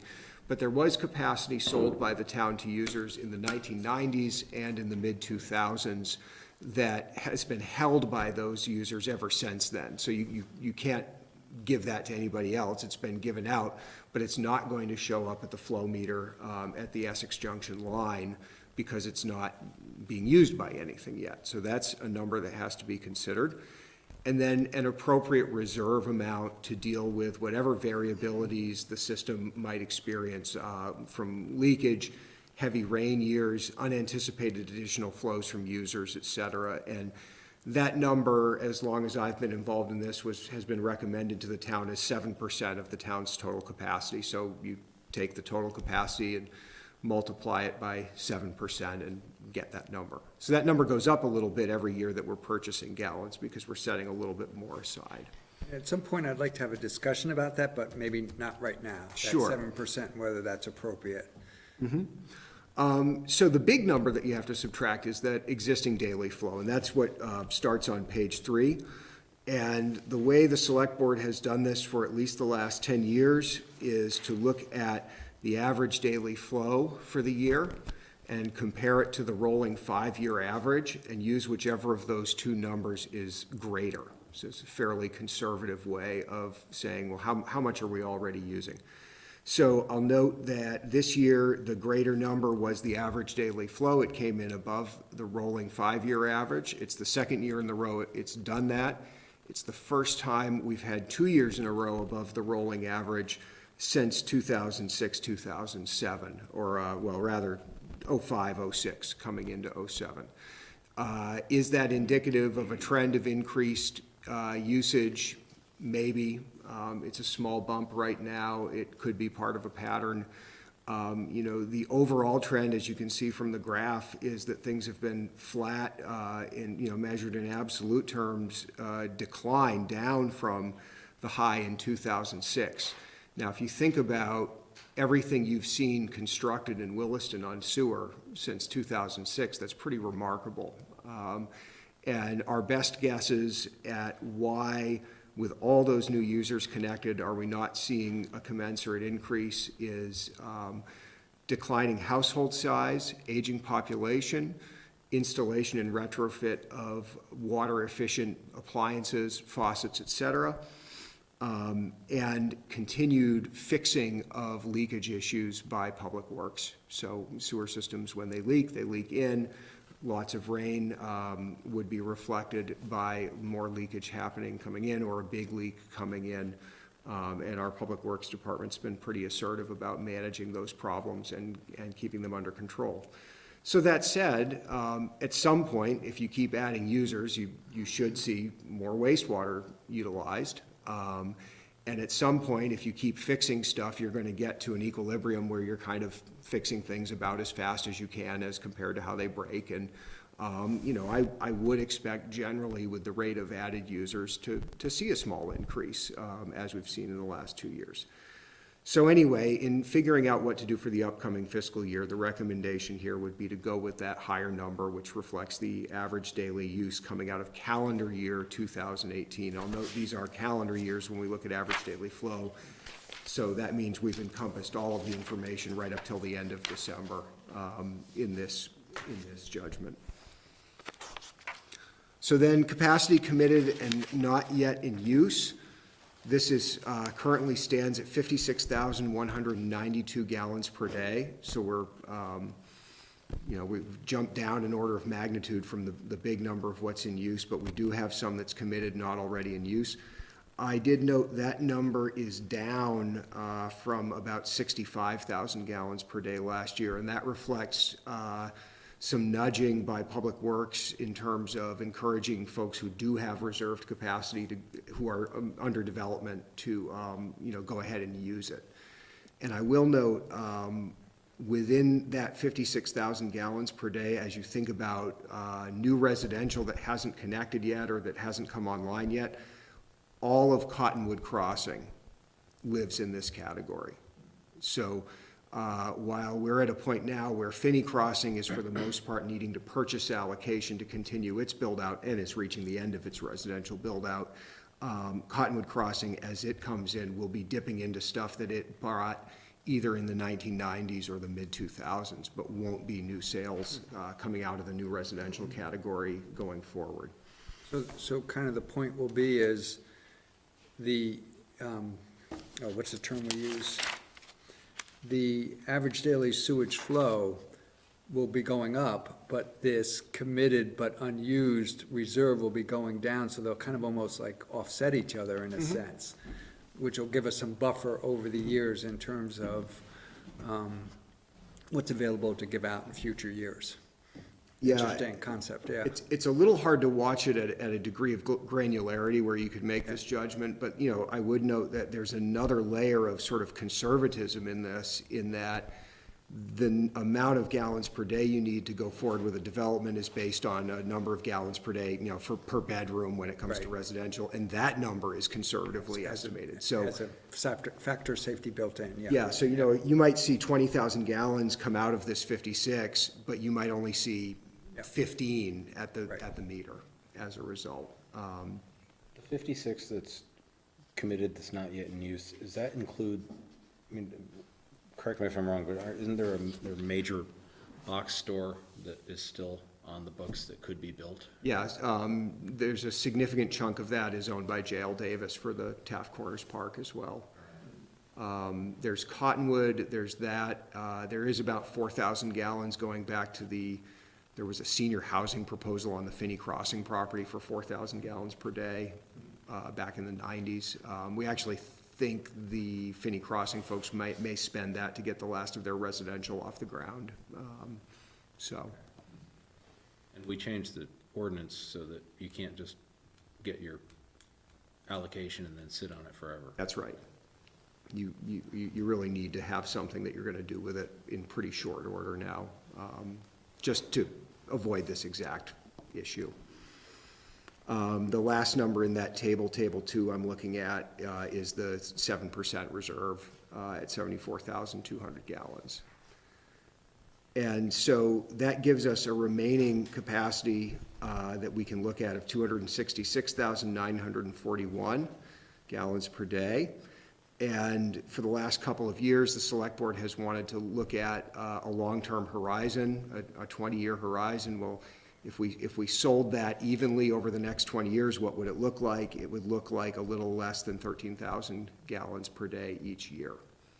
So that's a good number to kind of have and hold on to as we move forward and look at what the town's record has been over the last 10 years or so. And so the two big full sheet tables that you're going to get into in a moment, and the language in front of them describing some of what you're seeing, tables 3 and 4, are the town's history, both in terms of the allocation decisions made by the Select Board for each of the most recent 10 years where it's done that, and the actual allocation sold for each of the 10 years we have for that. So you note there's slightly different timeframes. Allocation is fiscal '09 through '19, but we don't have a total allocation sold for '19 yet, so for allocation sold, it's '08 to '18, or '09 through '18. So when you look at these tables, what you see, including the reserve, is an average, a 10-year average of about 100,000 gallons per day allocated by the Select Board, a 10-year average of about 12,000 gallons per day sold every year by the Select Board. And if you, or by the town. So if you look a little bit across the 10 years of total allocation sold, you see numbers as high as 17,000 gallons. You see numbers as low as a little over 3,000 gallons in a recent year. So the amount allocated by the Select Board has gone somewhere between 95 and 103,000, but the amount actually that gets sold in a year has fluctuated significantly compared to that. One of the main reasons that you see the amount sold go up and down as dramatically as it does is there are a few years, every couple of years, that a large commercial user comes in and looks to purchase allocation through the encouraged specific development category.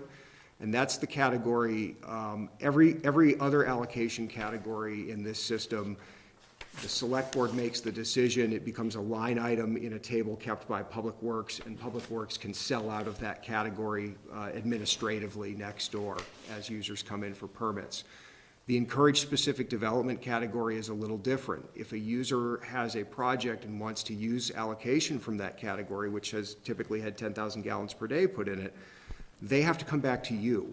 And the Select Board has to make a finding that what that person wants to do with that capacity is in service of important goals of the town plan. Most recent use of this was to allow for conversion of the Keurig Green Mountain plant in Williston to move over toward the cold beverage work that they were doing there. And, you know, so there was a jobs argument and a stability argument in making that large allocation that year. And so, you know, that 10,000 gallon swing can change things significantly. So I sort of foreshadowed a little bit about the staff recommendations this year, and I'll go over sort of the major differences from years past. And all of those are really based on these changes to the way the town is looking at residential growth management allocation. So when I was before this group talking about changes to residential growth management, there are some things that add some flexibility to the pace of residential development. You know, people can build their allocation schedule once they've hit year one and not necessarily do a stop-start as they had to in the past. Folks can build affordable housing units without going through growth management, and we have this high flyer incentive that could take an entire project out of growth management. And we had a little bit of a conversation in those meetings here about, well, sewer capacity is still a limitation on all of that, and that's absolutely true. And I did make one comment at the time and say, well, you know, for example, one of these high flyer projects, they might come back to the board and ask for gallons under encourage specific development. And that still is possible, but some of the feedback I got from some folks on the board was, well, yeah, but we really don't want to make the land use decision with the way we're giving out the sewer. We want to make the land use decision in the land use bylaws and then support it with how we manage sewer. And so the recommended allocation schedule I've prepared here, which predominantly is different because it puts gallons per day back into the affordable category, a category that's been allocated 0 for many years, is an attempt to support that land use decision made by the board with a decision on sewer allocation that doesn't require necessarily everything that's been created by changes to growth management to come back to the board once again and ask for gallons out of that special category. So with that, I'll go through them individually and just describe the recommendations. We're keeping the recommended allocation in new commercial high at 19,500 gallons per day. And the reason for that, it was increased last year in anticipation of a new hotel that was going to need about 12,000 gallons per day. This is not the hotel that's under construction right now. It's another one in Blair Park. Oh, okay. The other one has purchased its allocation. It is, you know, it's under construction. The Blair Park Hotel is still a live project, but it's taking some time, and it's very doubtful in my mind that they will be able to come in and pull permits and purchase that allocation before the end of this fiscal year. But it seems that the project is still viable, and therefore the recommendation is to keep that category high so that if they do come in at the beginning of the next fiscal year, the gallons per day would be available to purchase under new commercial. So let me ask the question. So it's at 19.5 in anticipation that 12 might go to a specific project that could move forward this year. So let's say some other commercial activity happens so that it uses up, let's say, instead of the 75 that is anticipated for the other types of commercial, that one hotel, so that there isn't 12 available for the hotel, they'd be out of luck. They would. I mean, the backstop of all of sewer allocation is first in line with money in hand. And, you know, if you're not, you're not. And that, in part incentivizes applicants to move through projects efficiently. I would say that looking at the record of what's been sold out of new commercial over the years, the mean has been 2,350. We did have a year in fiscal 17 where we sold 7,300 out of that. So it's unlikely we'll reach the 7,500 for a non-hotel use. I don't know of anything in the review pipeline that's likely to do that. And usually something that big we would have seen a pre-application by now if we thought it was gonna be, ready to permit by the end of the upcoming fiscal year. So you have clues out there that clearly indicate what, I shouldn't say clearly, but give you a pretty good view of what's gonna be coming in. Okay. Yeah, and especially for new commercial and new commercial that does something like that. Now, you could have a Keurig Green Mountain style thing come out of left field. You could have an existing industrial building that suddenly is gonna go to a wastewater heavy manufacturing process. You could have another brewery decide that it wanted to be in Williston with, high volume, high strength waste. But that's just part of the deal would be, who gets in the door first with their money. And it's a lot of money. It's $10 per gallon per day. And does our ordinance allow us to do that, to somehow, I'm not sure what the right word is, but for a high-strength waste, even though they might generate, let's say, 10,000 gallons, we actually look at it as more gallons because it's high strength? Is that, I'm not saying that really correctly, but. No, I believe that was part of what was looked at for Keurig. Right. And I think what has happened, though, with them and our breweries is it's been more about what kind of pre-treatment they end up needing to do on site, and what actually will go into the system versus what gets trucked off site. So some of those high-strength waste producers actually end up having to truck some of it out. So it's been more about that, but I know with Keurig, at least initially, we had a conversation where it's like, how are we going to assess these gallons? Right. Because it might not just be that volume gallon, it might be what's in it. Yeah, And okay. I think there is some ability to do that. Okay. So that's new commercial. In new residential, this is the same allocation recommendation as was approved last year, 10,390 gallons. This would support a mix of dwelling types, and this is the same mix of dwelling types we presented to you last year. Remembering that, another little wrinkle in our bylaw is the dwelling unit equivalent that counts a one-bedroom or studio apartment as half of a dwelling unit.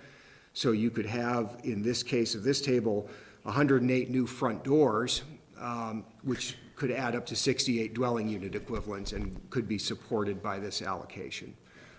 We are seeing proposed in projects a mix of unit types, and we are seeing more smaller units proposed.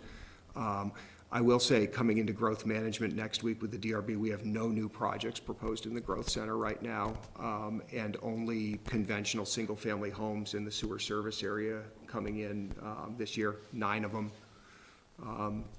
But that doesn't mean we won't see more in another year. So leaving that category capable of supporting a relatively full allocation schedule seems to make sense. And also any headroom in there that might end up going to a high flyer project or to a otherwise outside of growth management project makes sense to us. And then in affordable housing, as I mentioned, this is a category that for many, many years, the allocation has simply been zero. And I think the reason for that hasn't certainly been that the town doesn't want to support affordable housing. It's been that each year there's been nothing coming down the pipeline, therefore no reason to put any gallons per day in the category. So given the flexibility that's been adopted into growth management, the ability of units that are affordable at 80% area median income or less to circumvent growth management, I can't tell you as firmly that there's no affordable housing units coming down the pipeline. I would hope that there were. I don't know.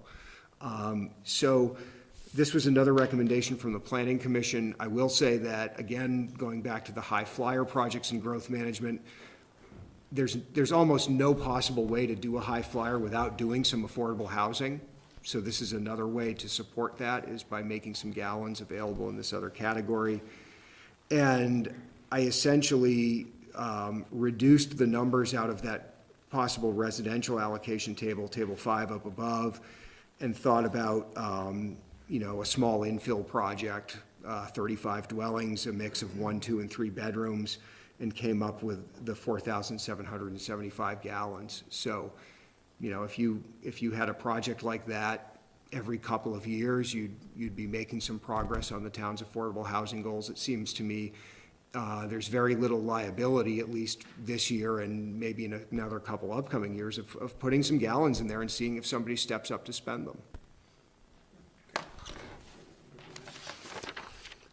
And then the encourage specific development category, we recommend 10,000 gallons per day in this category. This is what has traditionally been put in there. And again, any user that wants to spend this, they need to be achieving some kind of a town plan goal, and they need to come back to the select board and get findings from the board that that's what they're doing. Some years this gets used, most years it doesn't. There are no gallons per day proposed to support planned public facilities for the upcoming fiscal year. We don't have any planned public facilities that would come online in this next fiscal year.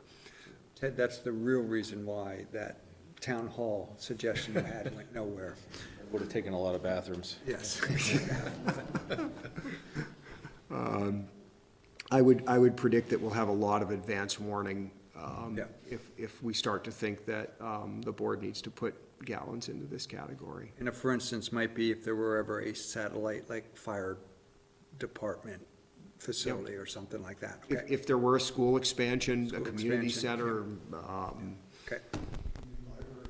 new library, expanded library. Whoa. Did you just let some cat out of the bag? Any facility like that. Okay. You know, we would know in advance of the fiscal year in which the allocation was needed. And, the 7% reserve, and again, you know, just coming straight out of the engineering firm Aldrich and Elliott's recommendation that that's the reserve you ought to have. I don't have a lot more to offer on that. Actually, that original percentage came from a study done by Mike Munson. I think we may have consulted with Aldrich and Elliott. I think he did. And my concern about that is, I mean, I understand when you use a percentage, and as the amount of use of the system increases, maybe you want the reserve to increase. But the other way to look at the reserve and say, what is the potential liability we have out there? You know, what could cause us to have to dip into the reserve, and what would that mean in terms of the amount we would need? And certainly things like inflow and infiltration are one component of it. A large community system that's, you know, a soil-based system now, if it failed, you know, the example would be a Meadow Ridge, you know, and we had to give them capacity on a very near-term basis, you know, that's the type thing it would come out of. And me personally, I just have a very hard time imagining we would ever get close, even under the most dire circumstances, worst-case scenario, we would ever get close to 74,000 gallons needed in a year for that. So that's just why I have a concern for that. We're putting something in reserve where the likelihood we would ever need that reserve is minimal. That's just my point. I mean, is it a bad thing? No, but it does mean that there's less sewage available to give out, and we know that, you know, ultimately sewage is a limited, the ability for Essex to give us additional capacity is, maybe we've reached that limit, maybe not, I don't know. You know, it's a limited resource.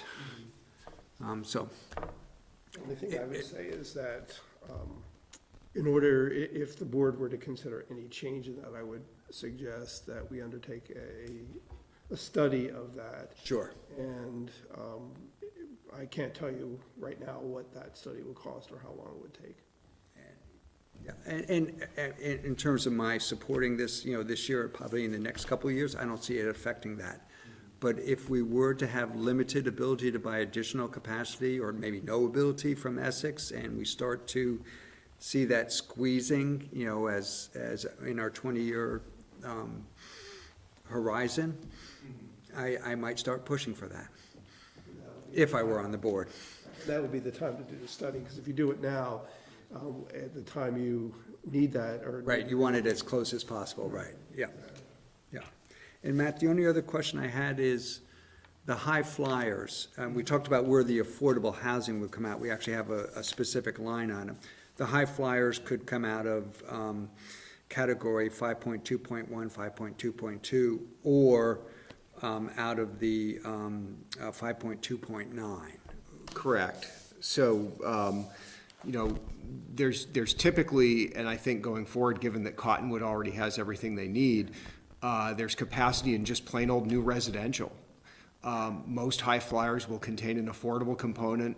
There's some ability there. If they need more than that, there's ability to come here and do it under encouraged specific development. Yeah.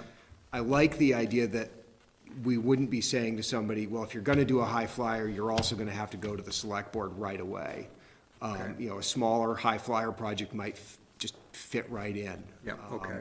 You know, our track record on growth management allocation is that we don't typically, under growth management, allocate the full 68 dwelling unit equivalents a year into the sewer service area. We're at something between 65 and 70% of that over a 10-year horizon.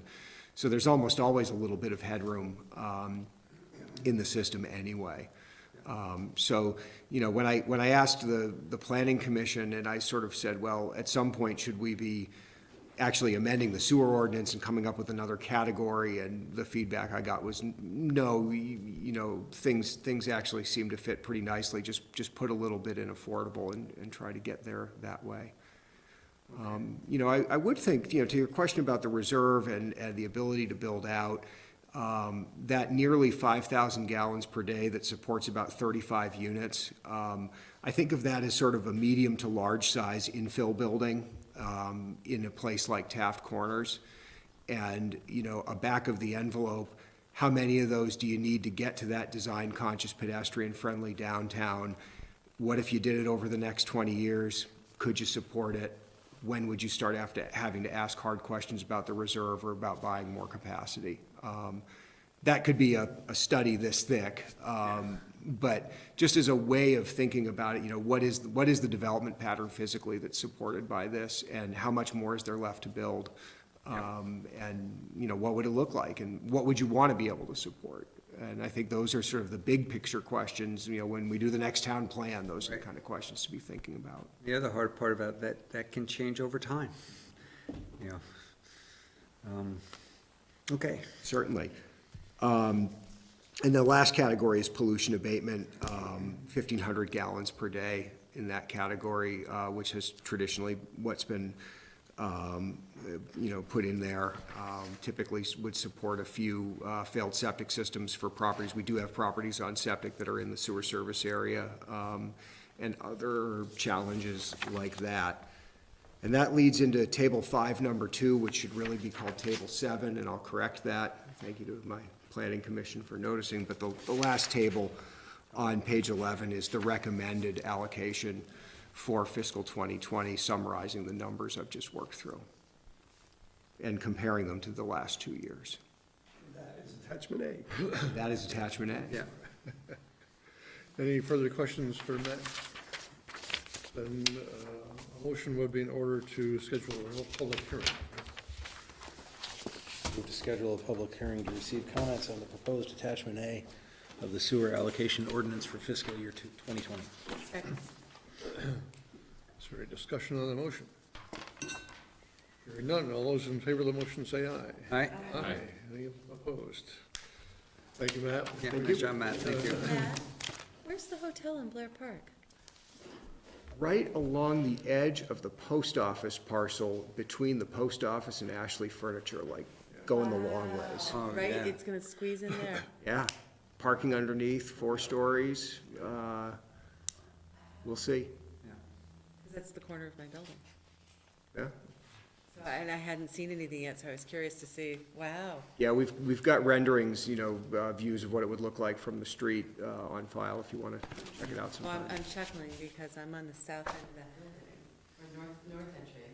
That corner, I'll be looking, if I'm not looking at the senior retirement thing, I'm gonna be looking at someone's hotel room. There you go. Thank With you. Tori framed in the windows, it's all good, thank you. We'll continue on with liquor license application. application renewals. Rick? So you have in front of you a list of pending renewal applications, a couple of comments. First is one of the businesses had not submitted their application at the time of this printing. They have since submitted their application, and that is 19th Hole at Williston. And that's the golf course off North Williston Road. The other comment is that in the past, the board has asked if there have been any violations. Yes, good. There were none. Wow, it was a good year. Good year. So, I guess that's all I have as far as. That's where Rehab Gym used to be, next to, Oh, the new restaurant, right. They were in here a month ago, yes. I remember that, I Yeah, just couldn't right. put them back where they belong. Sure, yeah, sure. So if we are looking to approve these, there are two motions that we would need. Number one would be to approve, and then the second one would be to authorize the town clerk to sign them all. So moved. Which one would you like to do? Both? Well, we can do both, but if you'd like them So we can- separately, I we can do can it probably that do way. both at one, at the same time, if you had something. Fellow board members, you all right with both? Yep. Is there a second to the motion? Second. Is there any discussion on the motions? If not, all those in favor of the motion say aye. Aye. Any opposed? Thank you very much. We'll go on then to the local emergency operations plan. And Rick, you probably have a few words to say about that. very few. This is an annual, plan. They've changed the name of it from prior years, and I don't remember what the old name was. But it's basically just a document outlining all the different contacts and procedures. There is one thing in there that we're going to have to address, and I've already asked Shirley to actually check into that. As part of our purchasing policy, we really need to have some sort of provisions for emergencies in that purchasing policy, and we don't. Oh, okay. And so we'll be coming back at some point with revisions to our purchasing policy that outline how we would handle emergencies and what levels of expense can we handle without select board approval, and what kinds of expenses would have to come to select board, and that kind of thing. Okay. Other than that, it's pretty much a repeat of what we've had in prior years as far as the plan. If there are questions for Rick on that, then the motion again is in order. I move to approve the 2019 local emergency operations plan. Second. Is there any discussion on the motion? All those in favor of the motion say aye. Aye. Any opposed? Moving on. Designation for examining and allowing the claims. And last year anyway, Jeff was the person that was the primary signer, and Joy, I believe, was the secondary signer. And for our new board member, I think I may have kind of somewhat explained this when we met yesterday, but this is, the board is responsible for reviewing any payments that are going to be going out to various vendors for things that have been spent by the town, whether it's equipment, supplies, what have you. And in order to allow for the efficient processing of checks so that we don't get caught in binds where we're holding a check for 30 days waiting for select board approval, the board designates or essentially has two people that could sign off on it. The full board still gets a chance to review them and ask any questions you might want to ask. Delegate kind of to board members the authority to sign off on those. I'm happy to continue in that capacity if you still need me. Yep, I'm happy to Jeff and too. Joy are Sure. will continue. Okay, So then the, would be needed to approve the resolution. well, I just want to know who, so you would, Joey would be the lead and Jeff the backup, or vice It versa? does, we don't think we care. Along with being the vice chair comes the responsibility of being the lead. Thank you. You knew that before you let me nominate you, right? All I want to do is just pound the gavel. So a motion to adopt the resolution with Joy being the designee and Jeff being the alternate. So moved. Is there a second? I'll second. Is there any discussion on the motion? Hearing none, all those in favor of the motion say aye. Aye. Any opposed? And we'll move on to the select board rules of transaction and the meeting schedule. Rick? I'll start with the meeting schedule. This is pretty much just a carbon copy of what we had for this past year. I realize that the board is going to want to have a discussion about the budget review schedule. I haven't really made any changes that, but the schedule itself could be changed if need be as we get into the budget period. We decide to do something different with the budget review schedule. So it doesn't lock the board into these dates exactly. But the main point is that we're meeting the first and third Tuesdays for the most part during the course of the year, with maybe a Tuesday off in August and a few extra Tuesdays in November, or I'm sorry, in December and January.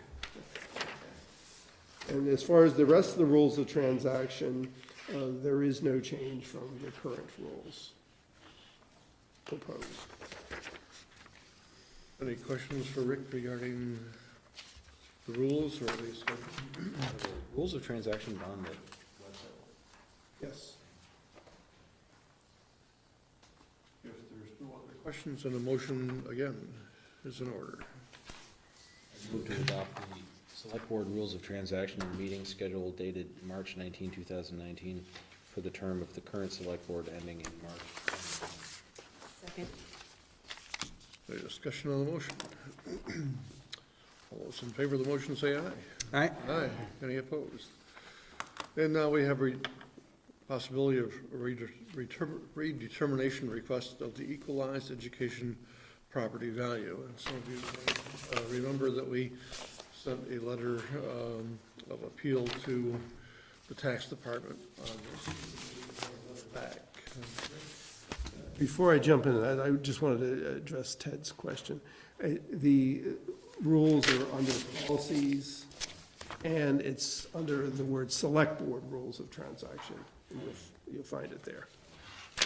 Can't imagine ever needing to look at it. But In case you did, it's right there. So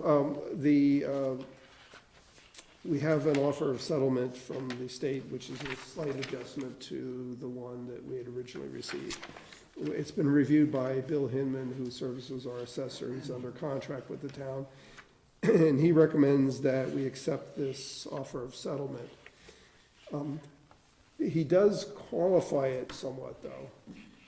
He feels that the formula that the state uses is not entirely fair to certain communities, Williston being one, and it's a combination of things.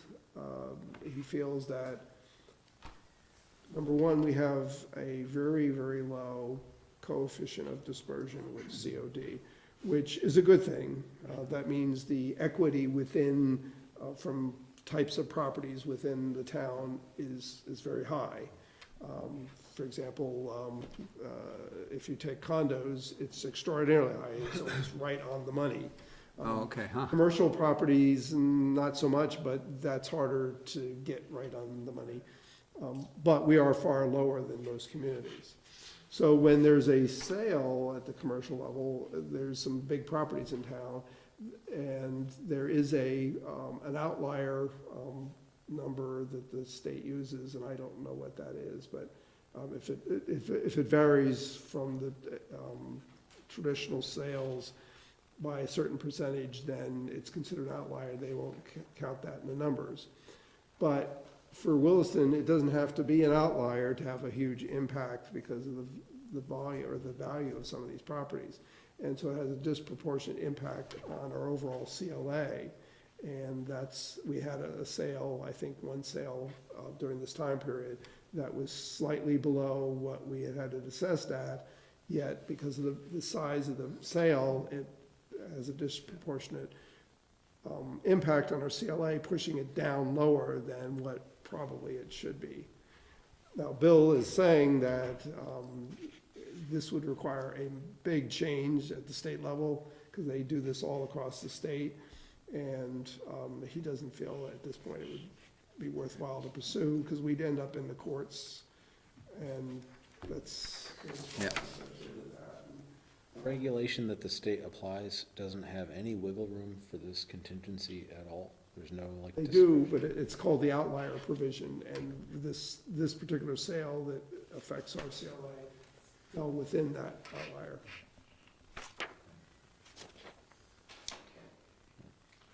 At this point, he's recommending, that doesn't to say that we shouldn't start discussions maybe with the state to see if there's a better approach, but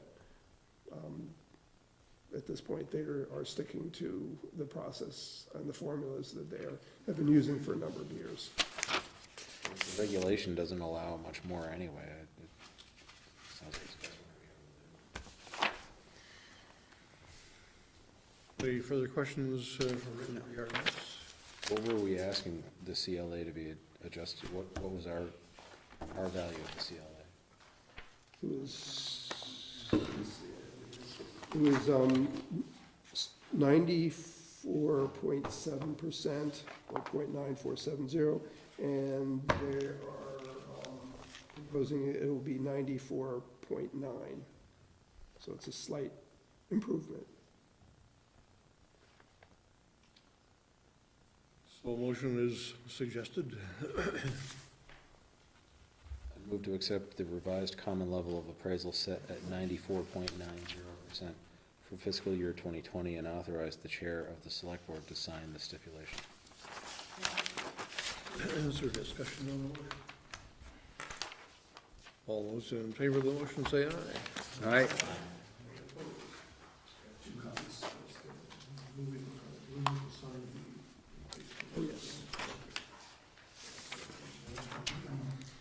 Manager's report. So just two things I'll touch on this evening. The first is the substance use forum that we have scheduled for April 10th is fast approaching. If you haven't signed up already, please do. We encourage everyone to sign up. I included little cards in front of your spot. There's a website that you can sign up for. It's free, and it includes a free dinner. And we've added something to entice everyone to attend. We have added a speaker from this select board here to open up the session, offering a few comments. And Okay. Ted has graciously agreed to Oh, do good, that. good, yeah. So I'm expecting that the number of people, once they hear Ted, is Yeah. going to That's it. jump tremendously. Sign up now. So anyway, we're looking at the possibility of moving it from the auditorium to the cafeteria. Because dinner is part of this, and we're trying to smooth out the transitions from dinner to speaker, to video, to small group discussion, back to large group discussion. If you have in the cafeteria, people won't have to move very far. So that's what we're looking at. Now, the other issue was the issue that Mary Jo brought up earlier about trapping. And I think at this point, I don't have anything to add beyond what's in my memo, other than to say that we have asked for a legal opinion from legal counsel. He's given a preliminary indication, but he's wanted to check with one more source, so I'm kind of waiting for that source at this Okay. point. But I expect to have something in a day or two, and I'll share that with the board. So that's all I have for this evening. Is there any other business to discuss tonight? One quick thing, I'll try to be as quick as possible. I'm hoping during this legislative session, it doesn't have to be now or even in the near future, but I would like to have a discussion about how residents can get an article on the ballot, on the warning. You know how we have that, last year, I guess, we allowed may not be the best word, but we accommodated a group to get a article on the ballot. And I'd just like to have a discussion about that. When is it appropriate to do that, when isn't? We could have a more strict concept, only if it is a town issue. Do we put it on the ballot? Of course, I guess there's statute that says if they get so many % of the voters, then we have to do that, and that's very clear and easy. I'd just like to have a discussion about that and maybe even come up with some guidelines, or maybe even harder than guidelines, policy about what we will and kind of won't allow, what flexibility we want or don't want. So, yeah, I think the League of Cities and Towns can give us some information on that as well. great, great. Any further business? Going once, twice. We're adjourned. Thank you. You're not running out the door. So how you feeling? You have that look. Is the video on?